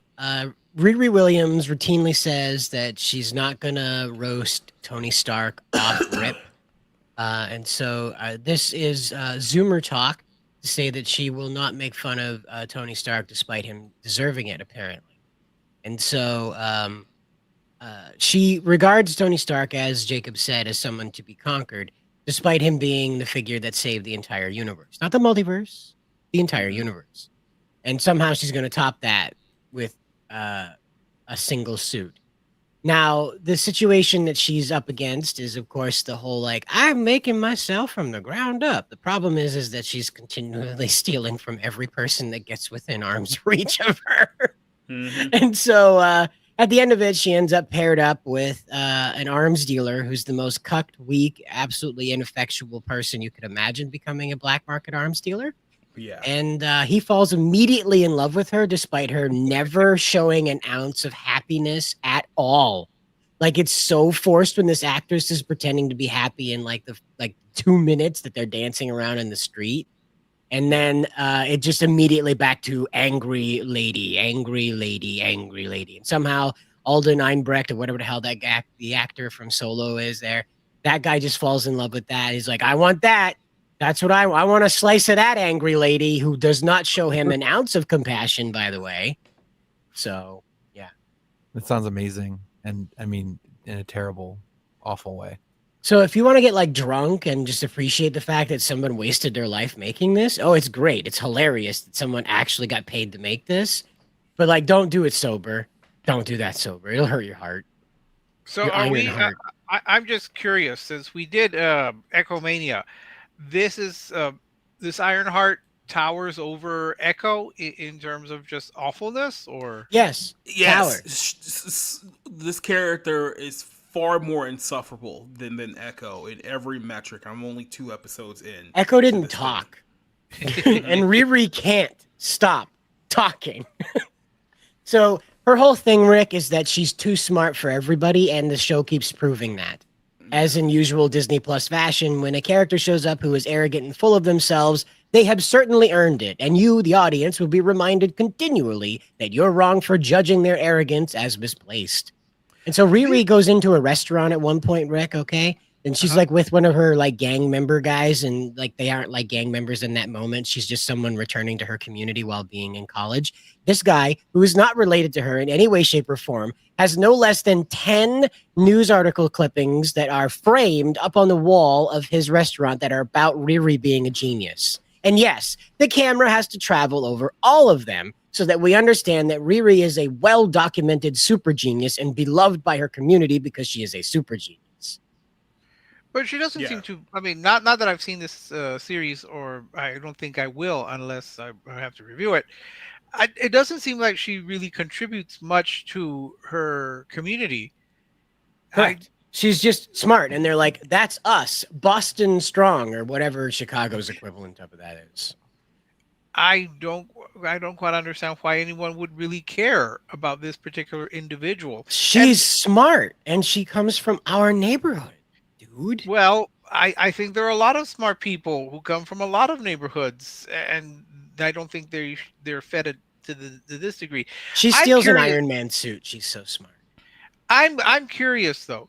It seems that with this and with Echo and with She-Hulk, all these efforts to build up strong female characters only end up making them unlikable. And what do you know? I'm puzzled because these people write themselves into the show and don't realize that they themselves are unlikable. Like Riri Williams is basically the prototype of basically every black woman in America who you can't tell nothing to. She doesn't listen to anyone's authority whatsoever. She doesn't listen and she's to always her right. professors, her superiors, her family. She's just, no matter what the situation is, she's always right, and it's always somebody else holding her back. And that's how she operates life, and that's how she operates through everything else. And you wonder why a person like this is not likable to the average person. And this is why this show absolutely fails. You know, sorry, go ahead. No, go ahead, Rick. Right. No, I was going to say that. No, I was just going to say, you're not selling this character as a strong person if you're going to just make her so unlikable. You have to actually care about the people. You have to care about the characters to follow their stories.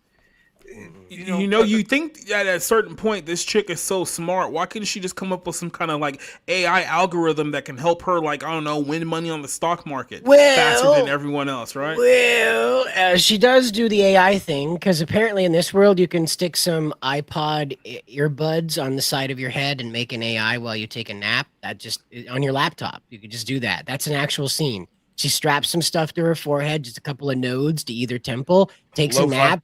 And that's lo-fi vibe coding.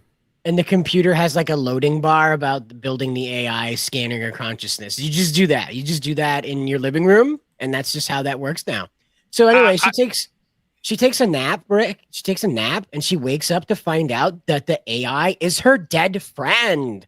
Oh my glob. It's her digital dead friend. necromancy. And so her dead friend is back and she's like, oh my God, I'm an AI. And inexplicably a hologram that is projected by the suit that Riri has built. However, the hologram can exist in a room where the suit is not. So it's bizarre. This Not works. necessarily.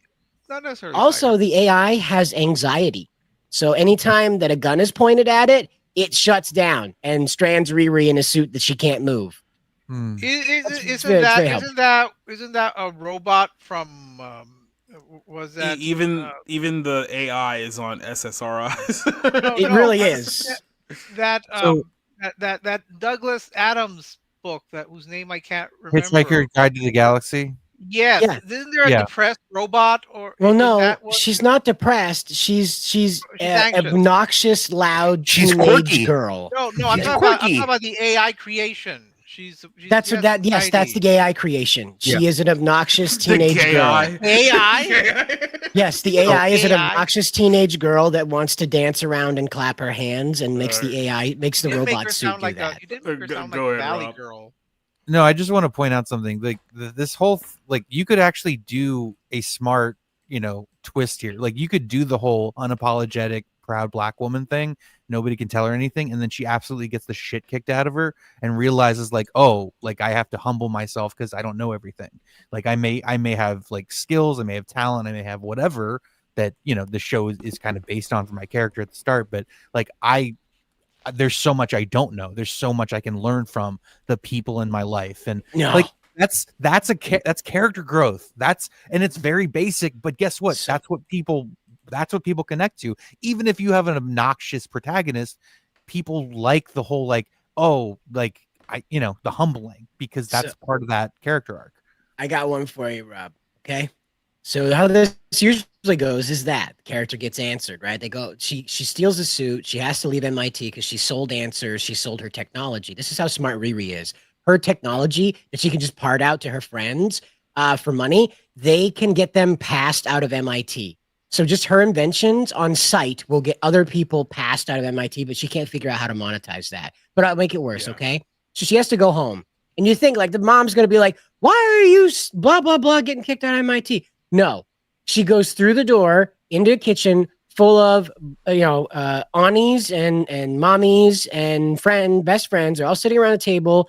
They're drinking and they're smoking and they're talking about crystals. And they immediately assault Riri by telling her that she needs some black crystal in her life. And that will straighten her out. No, they word it just like that. So until they hold up a black crystal, like it's one of those Reiki healing crystals, you think they're trying to get her hooked on fucking meth. Like, welcome home, baby. You want some black meth? Mm-hmm.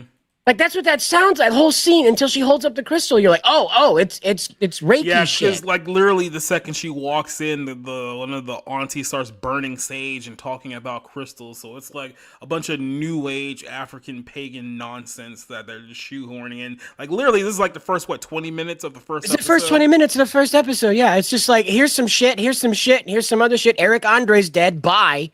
That's the first episode. It's like, fuck you. Thanks for taking an interest, but I'm gonna kick you in the balls anyway. Like the show itself hates you for watching it, like Riri's insufferable, but the show itself is like, screw you for watching this. And this is supposed to be the heroine that little girls are supposed to aspire to be. Black girl magic. If they want to go and do the science, Riri Williams is the avenue to go. Nobody can tell you nothing. Rick, she turned down a job from Lockheed Martin because she would have to live in Palo Alto, California, and suffer through men she did not like. Oh dear.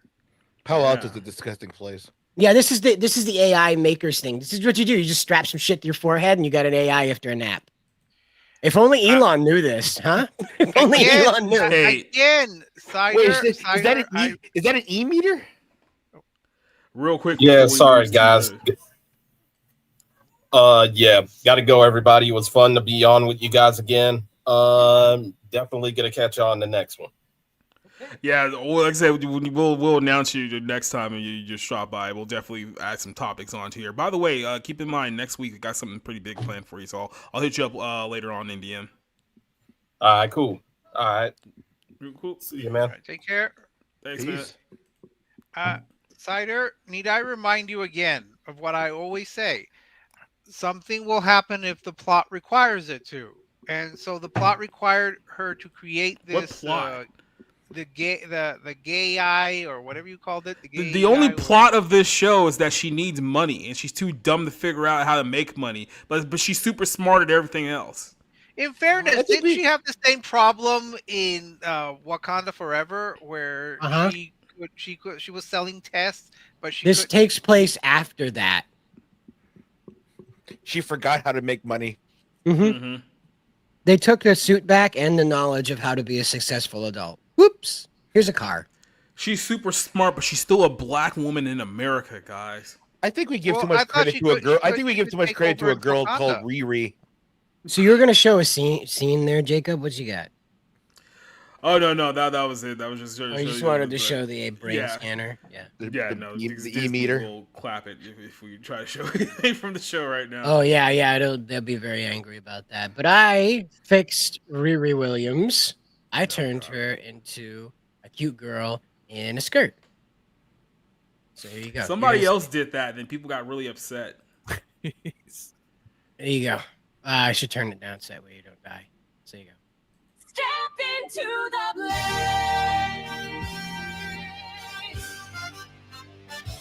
No.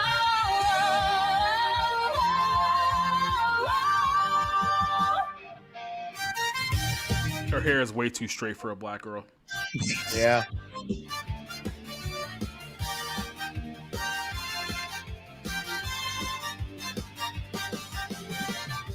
I like the bread in the mouth. That's good, Cider.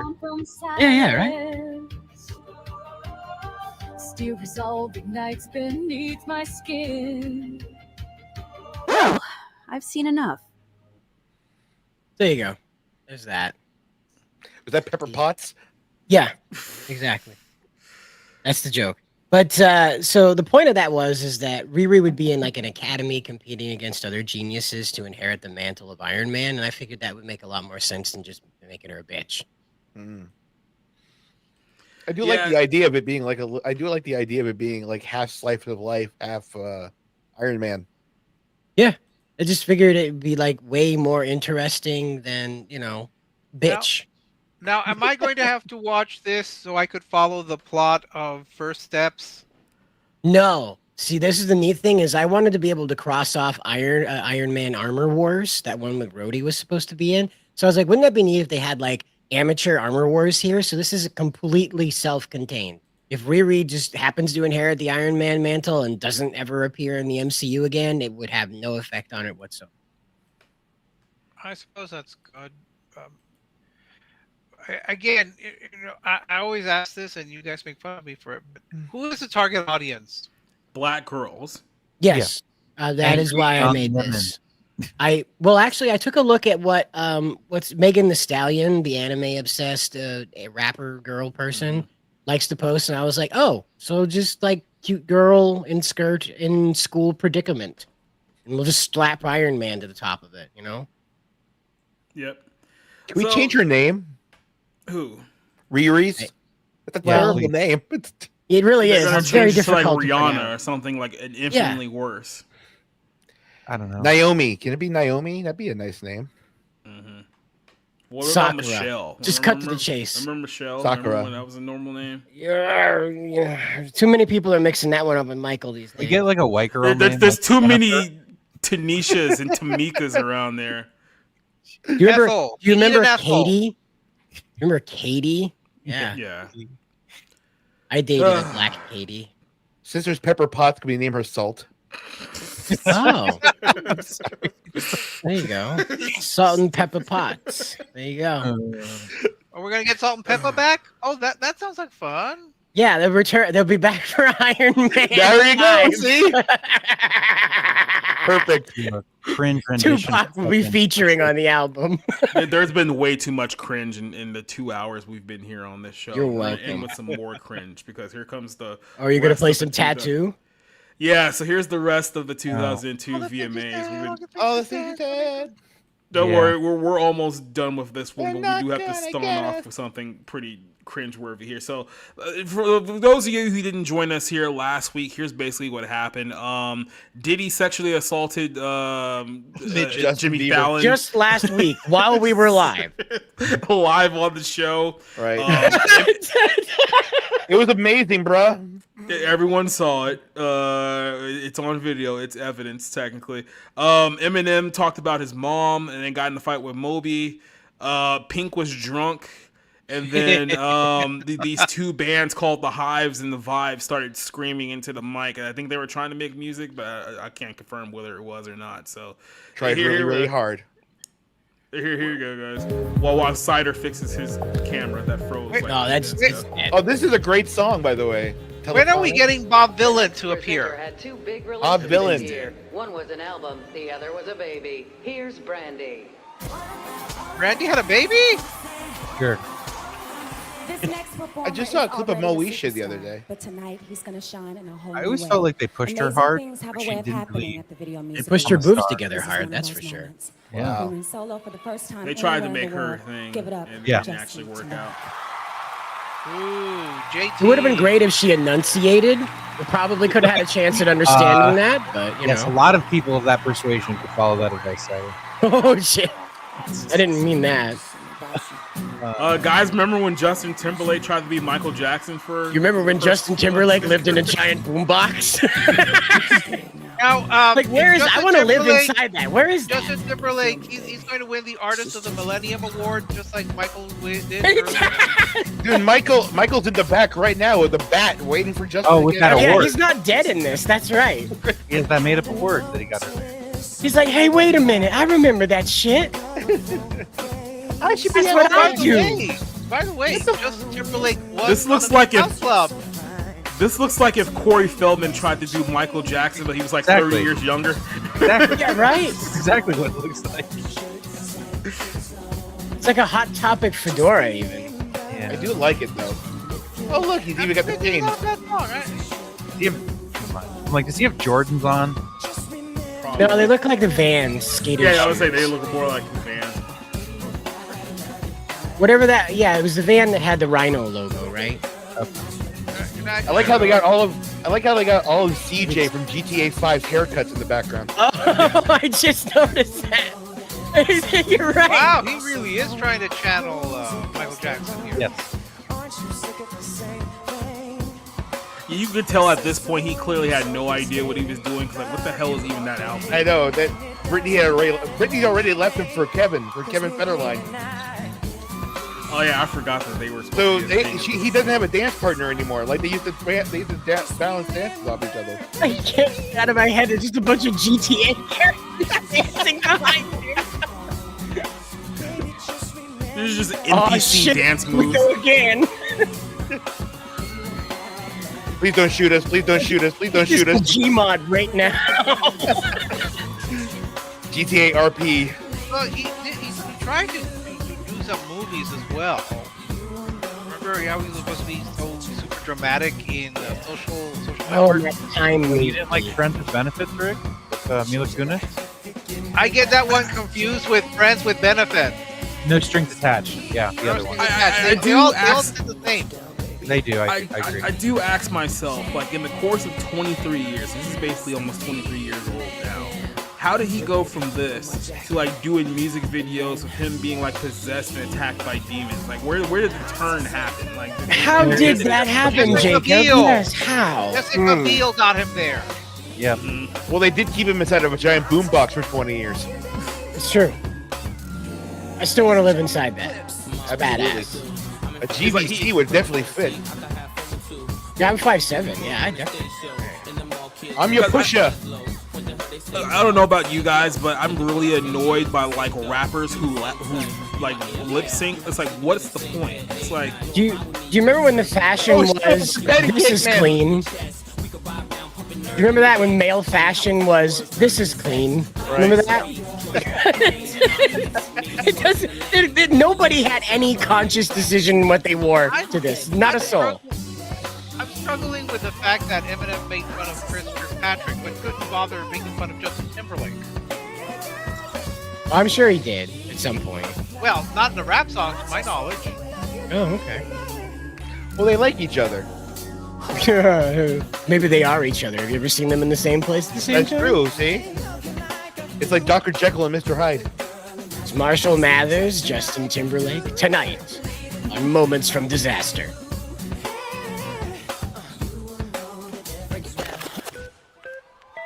Remember that time when he was totally joking about being gay? Remember that? It was a joke. Totally joking.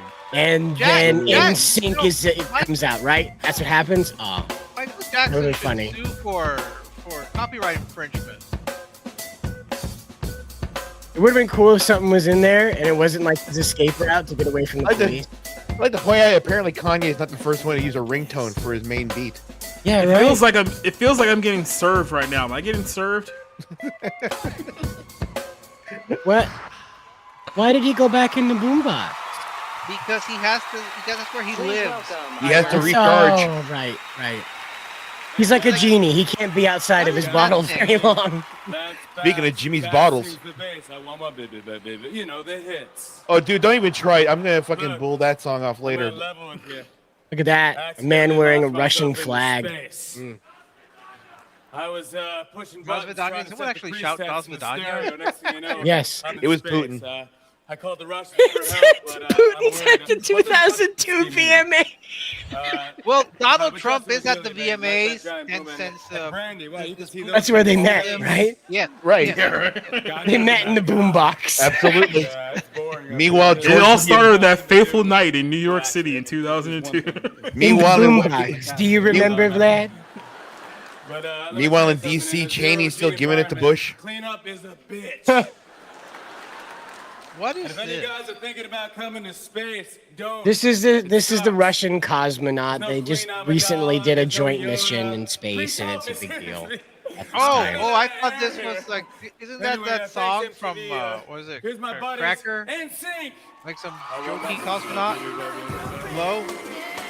Oh look! Justin Timberlake brought his backup dancer. Hey! It's Joey Buffone! I didn't know they were gonna be in the show, Joey Jacob. Fatone and that other guy. And those other guys. Joey Fatone's the only one I care about. Joey Fat One. Yeah. This kid's pretty good. I kicked that. Wait a minute. There's one missing. All right. Yeah, there is, isn't there? I gotta catch my breath. Hold on. He's stuck in the boombox. All right. The viewer's choice is Lance. our favorite award. Lance Bass? Where's Where's Lance the last Bass? 2 years? He's very what gay. makes it even cooler Did you is not the see fact him? that He we've, was in the first part of the not only segment. voted Rick. on the I like how Joey decided to wear his homeless sign as a shirt. So now here to hand out the They viewer's all look choice, homeless. Moon Man, They do. elected by homies. Did nobody coordinate for this event like at all? No. Did nobody? They got in the parking lot. Oh, look, girls! I'm curious. Because You noticed that I think Joey Fatone still runs. The only one who's been like in a real She's drunk. film. Yeah, who the fuck are these people? You forget Joey Fatone was in the Big Bad Greek Wedding. Are the limitations of everyday appliances ruining your full enjoyment of life? Then freedom is right around the corner. The Urana Bobbitt statue. Because sometimes having just one choice isn't a choice at all. Wrong Co presents the self-castration device. Presented by Enrique There's a Iglesias. video to slap Mickey Rourke. Wait, Mickey Rourke? Why did That was Mickey why, Rourke okay, like wait, 8 pause.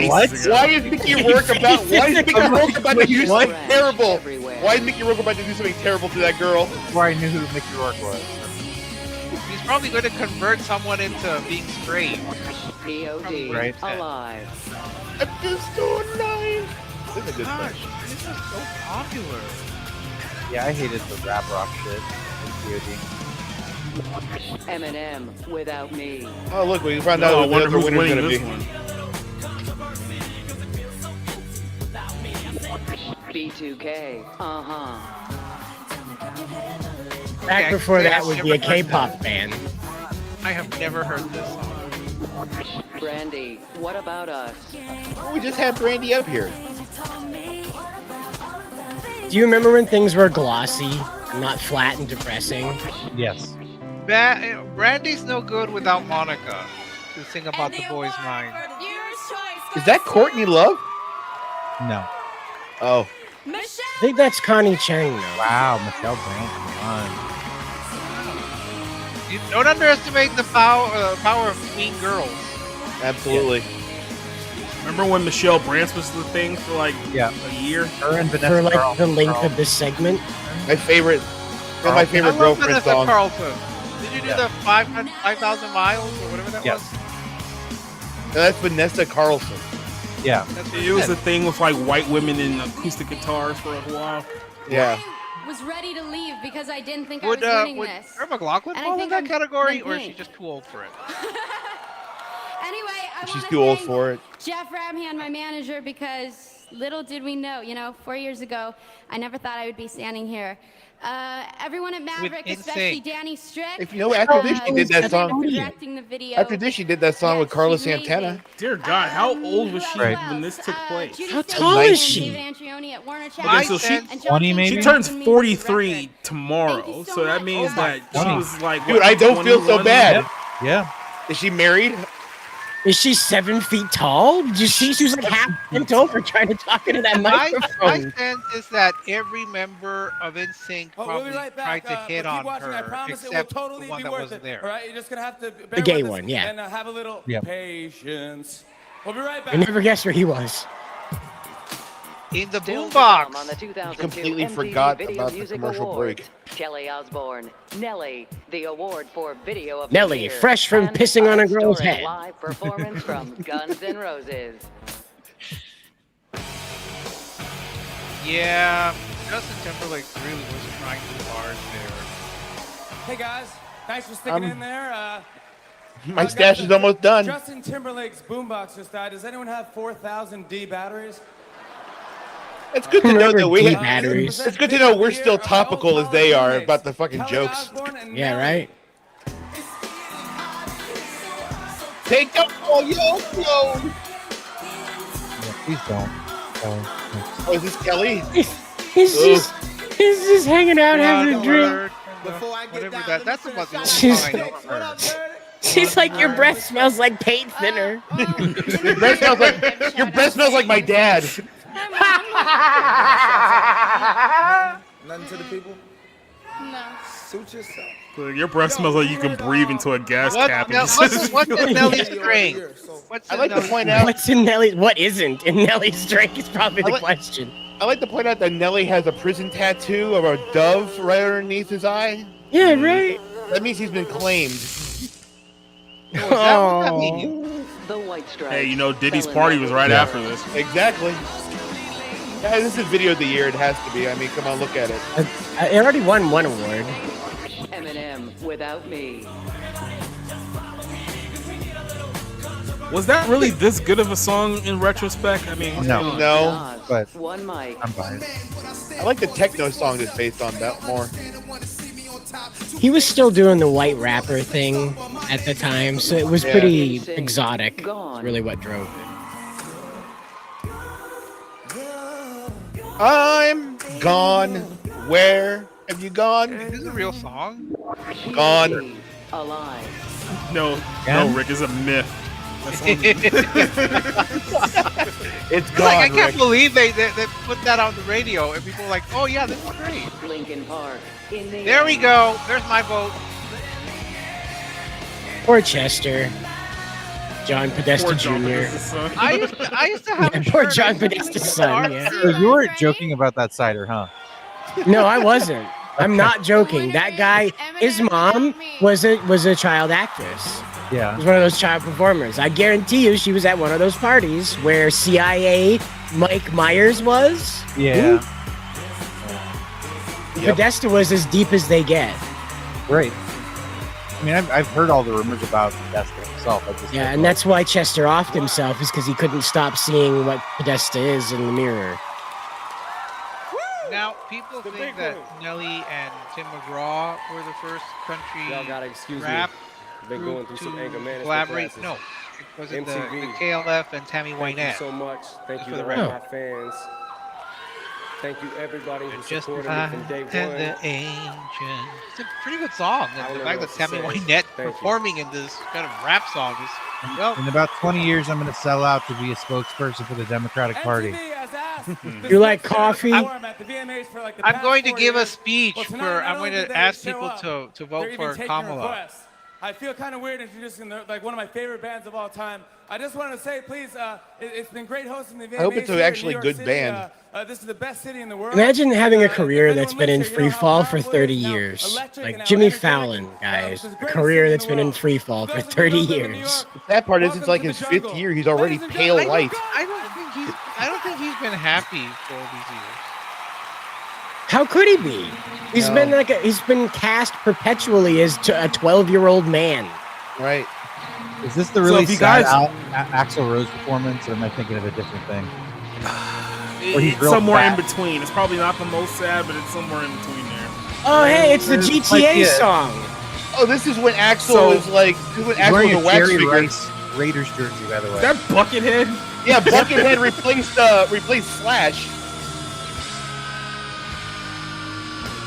So if you guys don't know the story to this, MTV had apparently been trying to get Guns N' Roses to perform for like 10 years, and it just never worked for whatever reason was. And somehow this is the year they decided to come up and do the show. Yeah, and then they just hired Buckethead for whatever reason to do it. But this is like busy. I think this is Chinese Democracy release. No, I don't know if Chinese Democracy has been released right now. Like, there was an actual reason they wanted to bring Guns N' Roses on there. I will be watching. I like how all the kids are just looking at him. They're having the same reaction that Billie Eilish had when she saw Eminem at the Oscars. Total confusion as to who this old man was. I mean, the ones who are being paid in the middle, they're the ones that are having a good time. But by the way, this performance is like really bad. Yes, yeah, it is. It's like really very bad. Come on, don't He's like really out of breath. Yeah, Maybe don't run 150 yards around the stage while you're trying to perform a song. He forgot to scream. This is not some sort of tribute band that is playing. No. I mean, he's already winded. We're only like 30 seconds into this. Right, he forgot this is a 5-minute song. It's over. It's over. Damn. It's over. So you get MTV. Bye. Welcome to the jungle. Oh, he's gonna do. Remember people cared. Remember people cared about Guns N' Roses. Yeah. Remember Guns N' Roses? Saint Castlevania. Leslie asked, "Where was Slash at?" Oh, he was building model kits. Yeah, Slash was like having fun, actually doing shit. Slash was at dress rehearsal. He was like, "Fuck this." Yeah. Then the Buckethead showed up.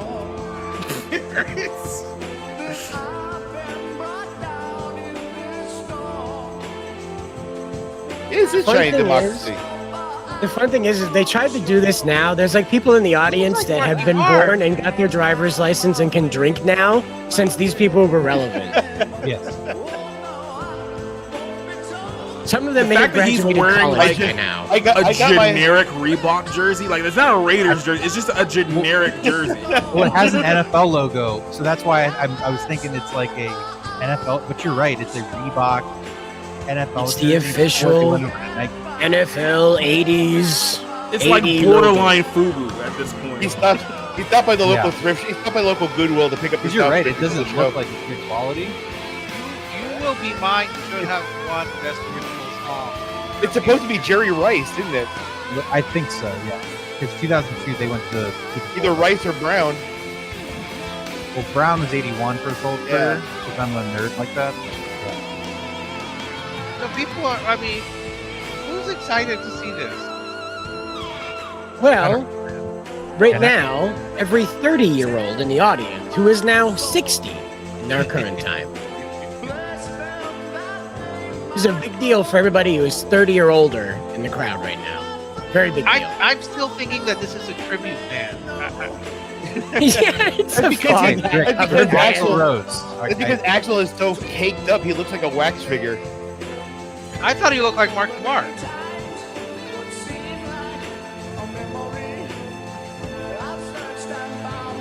They're just animatronics. That guy's having the time of his life.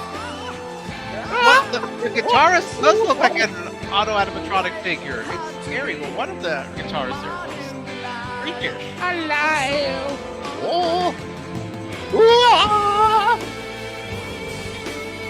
But it does say Rice, like he's the back early. Here he goes again.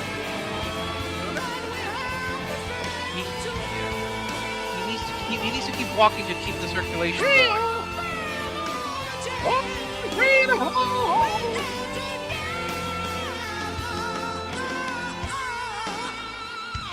This is like video game music now. Is that Jimmy Fallon back there hopping up and down? Oh, I remember this video game, Burnout. Yeah, it's a great game. Yeah, right? Yeah. Well, the good. What? I think this is the moment where MTV realized maybe we should have stopped trying to get Guns N' Roses after 1994. He's just trying to make it to the end of the song, man. He's it's so like a windy. Van Halen.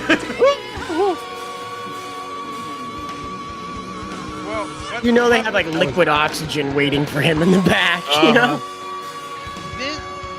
This is like a pyramid.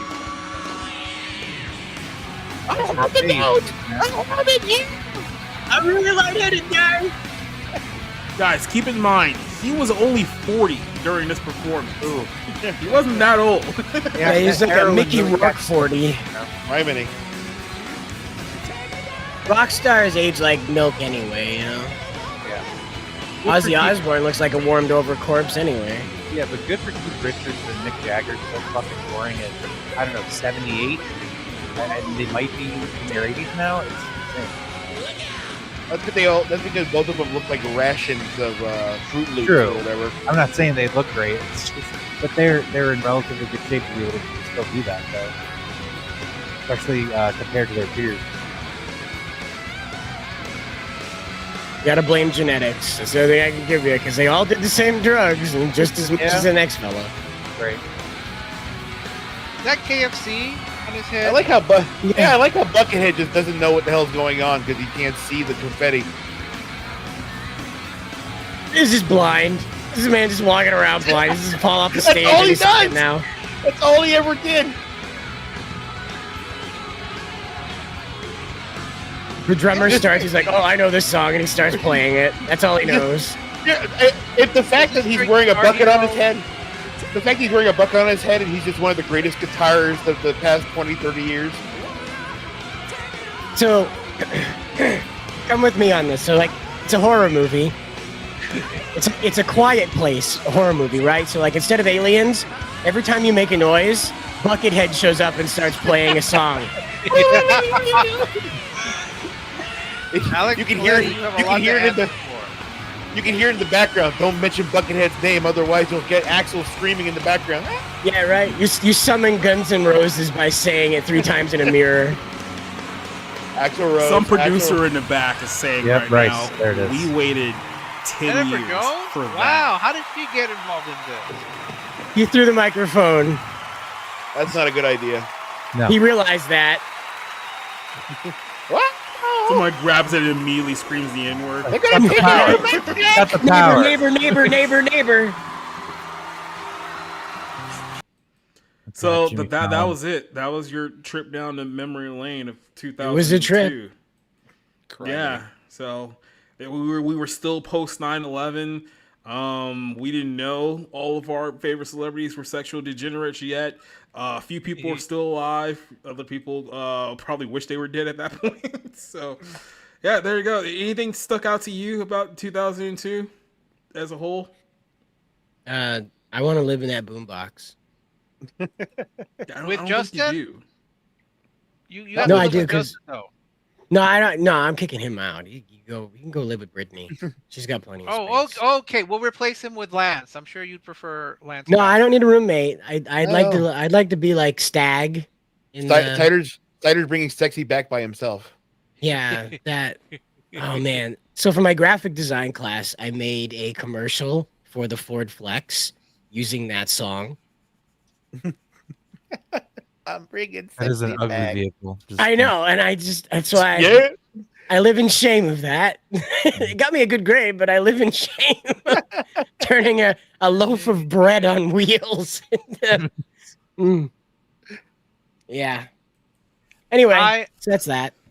I'm just happy that Michael Jackson was recognized for the millennium of music that he's made. So it's a long overdue honor for him. I'm so glad he took that $5 Party City award and made a meme out of it. Can you imagine telling Michael Jackson that it's not a real award? Like, they should have just let him have it. Like, who's gonna contest that at this point in his career in 2002? Who was gonna step up and be like, "No, you're not the artist of the millennium"? Not only was he awarded an artist of the millennium, he got a tribute by Justin Timberlake. He got a tribute impersonator. A man was birthed out of a boombox in the honor of Michael Jackson. Yes. Yep. Yeah, and who better to present the artist of the millennium than a woman dressed in some sort of commie dominatrix outfit? Which is exactly what Michael Jackson was into. Yeah. Who Nazi wasn't? Britney. That's right. Who wasn't at the time? Who wouldn't be into that? But that's a rare Britney, by the way. That's a rare Britney, Nazi Britney. It's not a Nazi because she had the red star on her cap, so it has to be commie. Oh yeah, communist dominatrix Britney. That's right. Very rare. Right. Very, very rare. More rare than Nazi Britney, in fact. Most people don't know that. On the black market, you get a lot for that kind of card. Yeah. There's a lot of knife wielding psycho Britney that's in the market right now. It's really kind of flooding it. So the value on that one's real low. Especially with the scalpers trying to cut off Christina Aguilera and Shakira all the time. What Britney needs is to have like that soothing Moby music playing for her. No, she needs lithium. Go ahead, Rob. Yeah.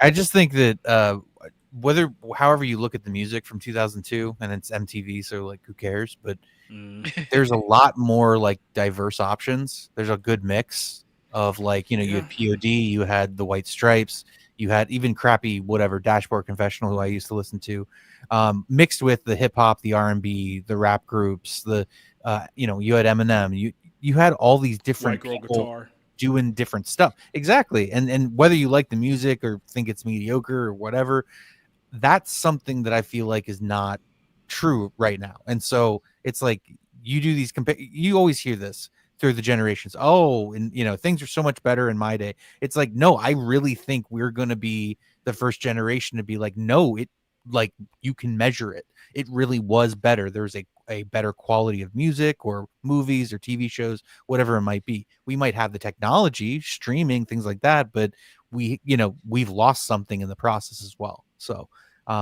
just kind of watching I saw the first part and I saw the third part. I was out last week with Strep Third, obviously. But I think you can at least clue into that, even if Jimmy Fallon is still annoying and still prostituting himself, for attention, which, a lot of people attention and alcohol. I got my driver's license in 2002. So wow. as far as music goes, like it was fun just driving around listening to stuff that was from 1985. Like I didn't listen to any music from 2002, like voluntarily. 2002 was my freshman year of high school, so but I remember a lot of it. I was into techno. But didn't you hear Eminem? Nobody listens to techno. Right. His techno version of that song is much better than that song. It's called E. Oh, okay.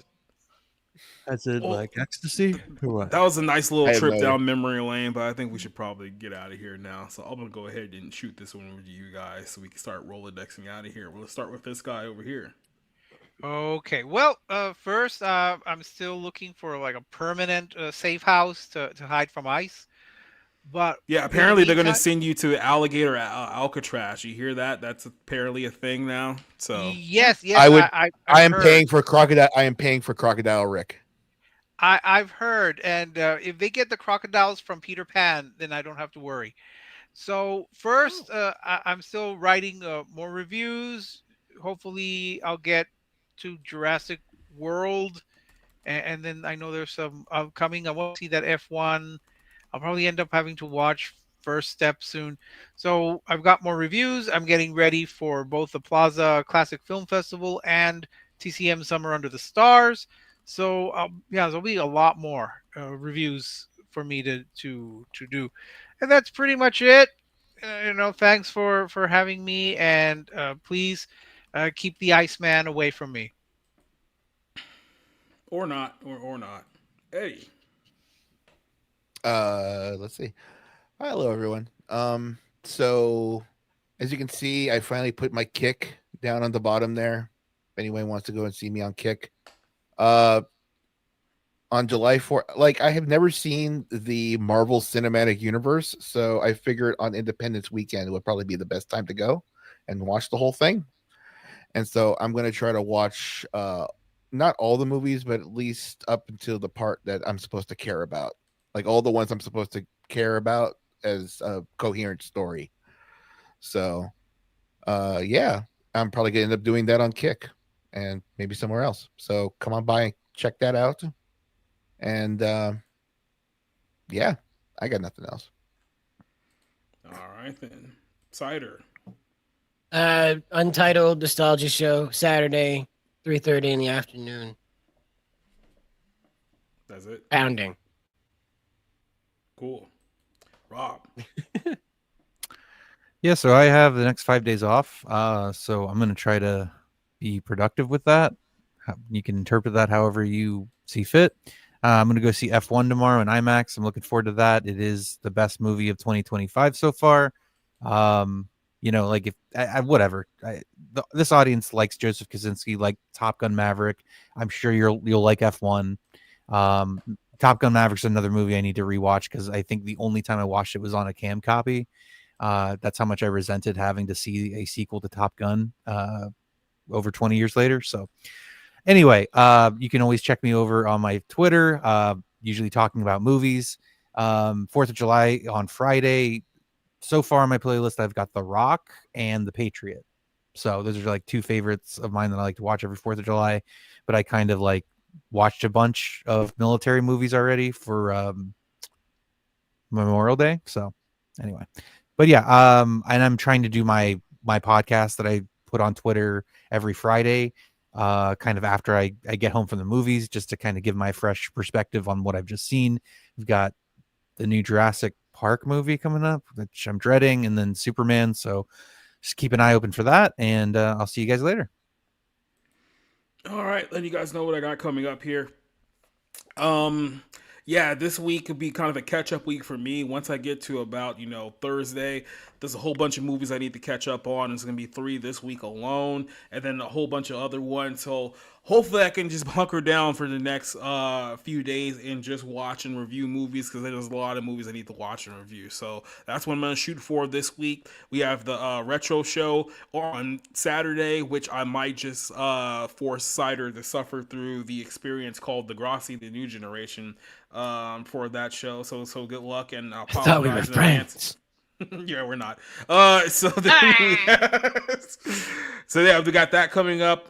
Bible ends this Sunday. Matter of fact, our good buddies at Technical Workweek Productions, we're going to be doing part 2 of our WWE and Satanism series, because people have asked us for it, and there's a lot of stuff that's been happening. I think even non-believers are starting to catch up to a lot of things we were talking about a year ago. So we're going to do a follow-up on that one, because there's a whole lot of things talking about. We're talking about witchcraft and sex magic and all this other things that are legitimately happening, and they're having dire consequences. People are now showing up at other people's houses with guns and weapons and stuff like that. It's getting pretty serious. So that's Sunday's episode. We have Monday, we have the next episode of 01, and then of course we'll be back here next Tuesday.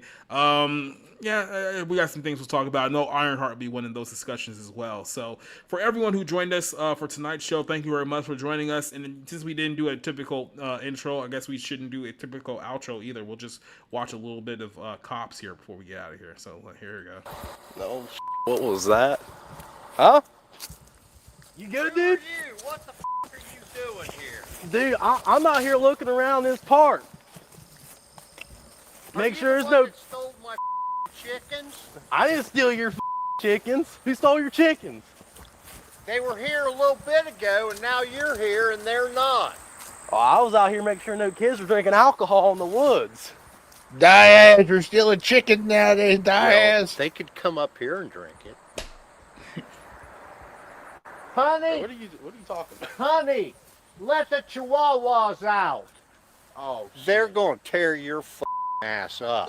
No, okay, listen. We can talk this out. I did not steal your chickens, but we can figure out who did. How come you got feathers all over you? Oh, I was wrestling a couple of ducks back there, man. Oh, man. I don't know what to do, but I'll tell you what. Who are you? Well, I used to be a sheriff. Used to be. Till I I shot got him in the fired face for 50 disorderly times. conduct. No wonder. Stealing chickens. I promise, I did not steal your chickens. Listen, I've had it. I'm going to the house and getting a gun. Your ass better be gone before I get back. What kind of gun? I'm going to get a shotgun. I think you're full of shit. Dude, you wait. He's fucking away here, guys. Oh! Mother! What the?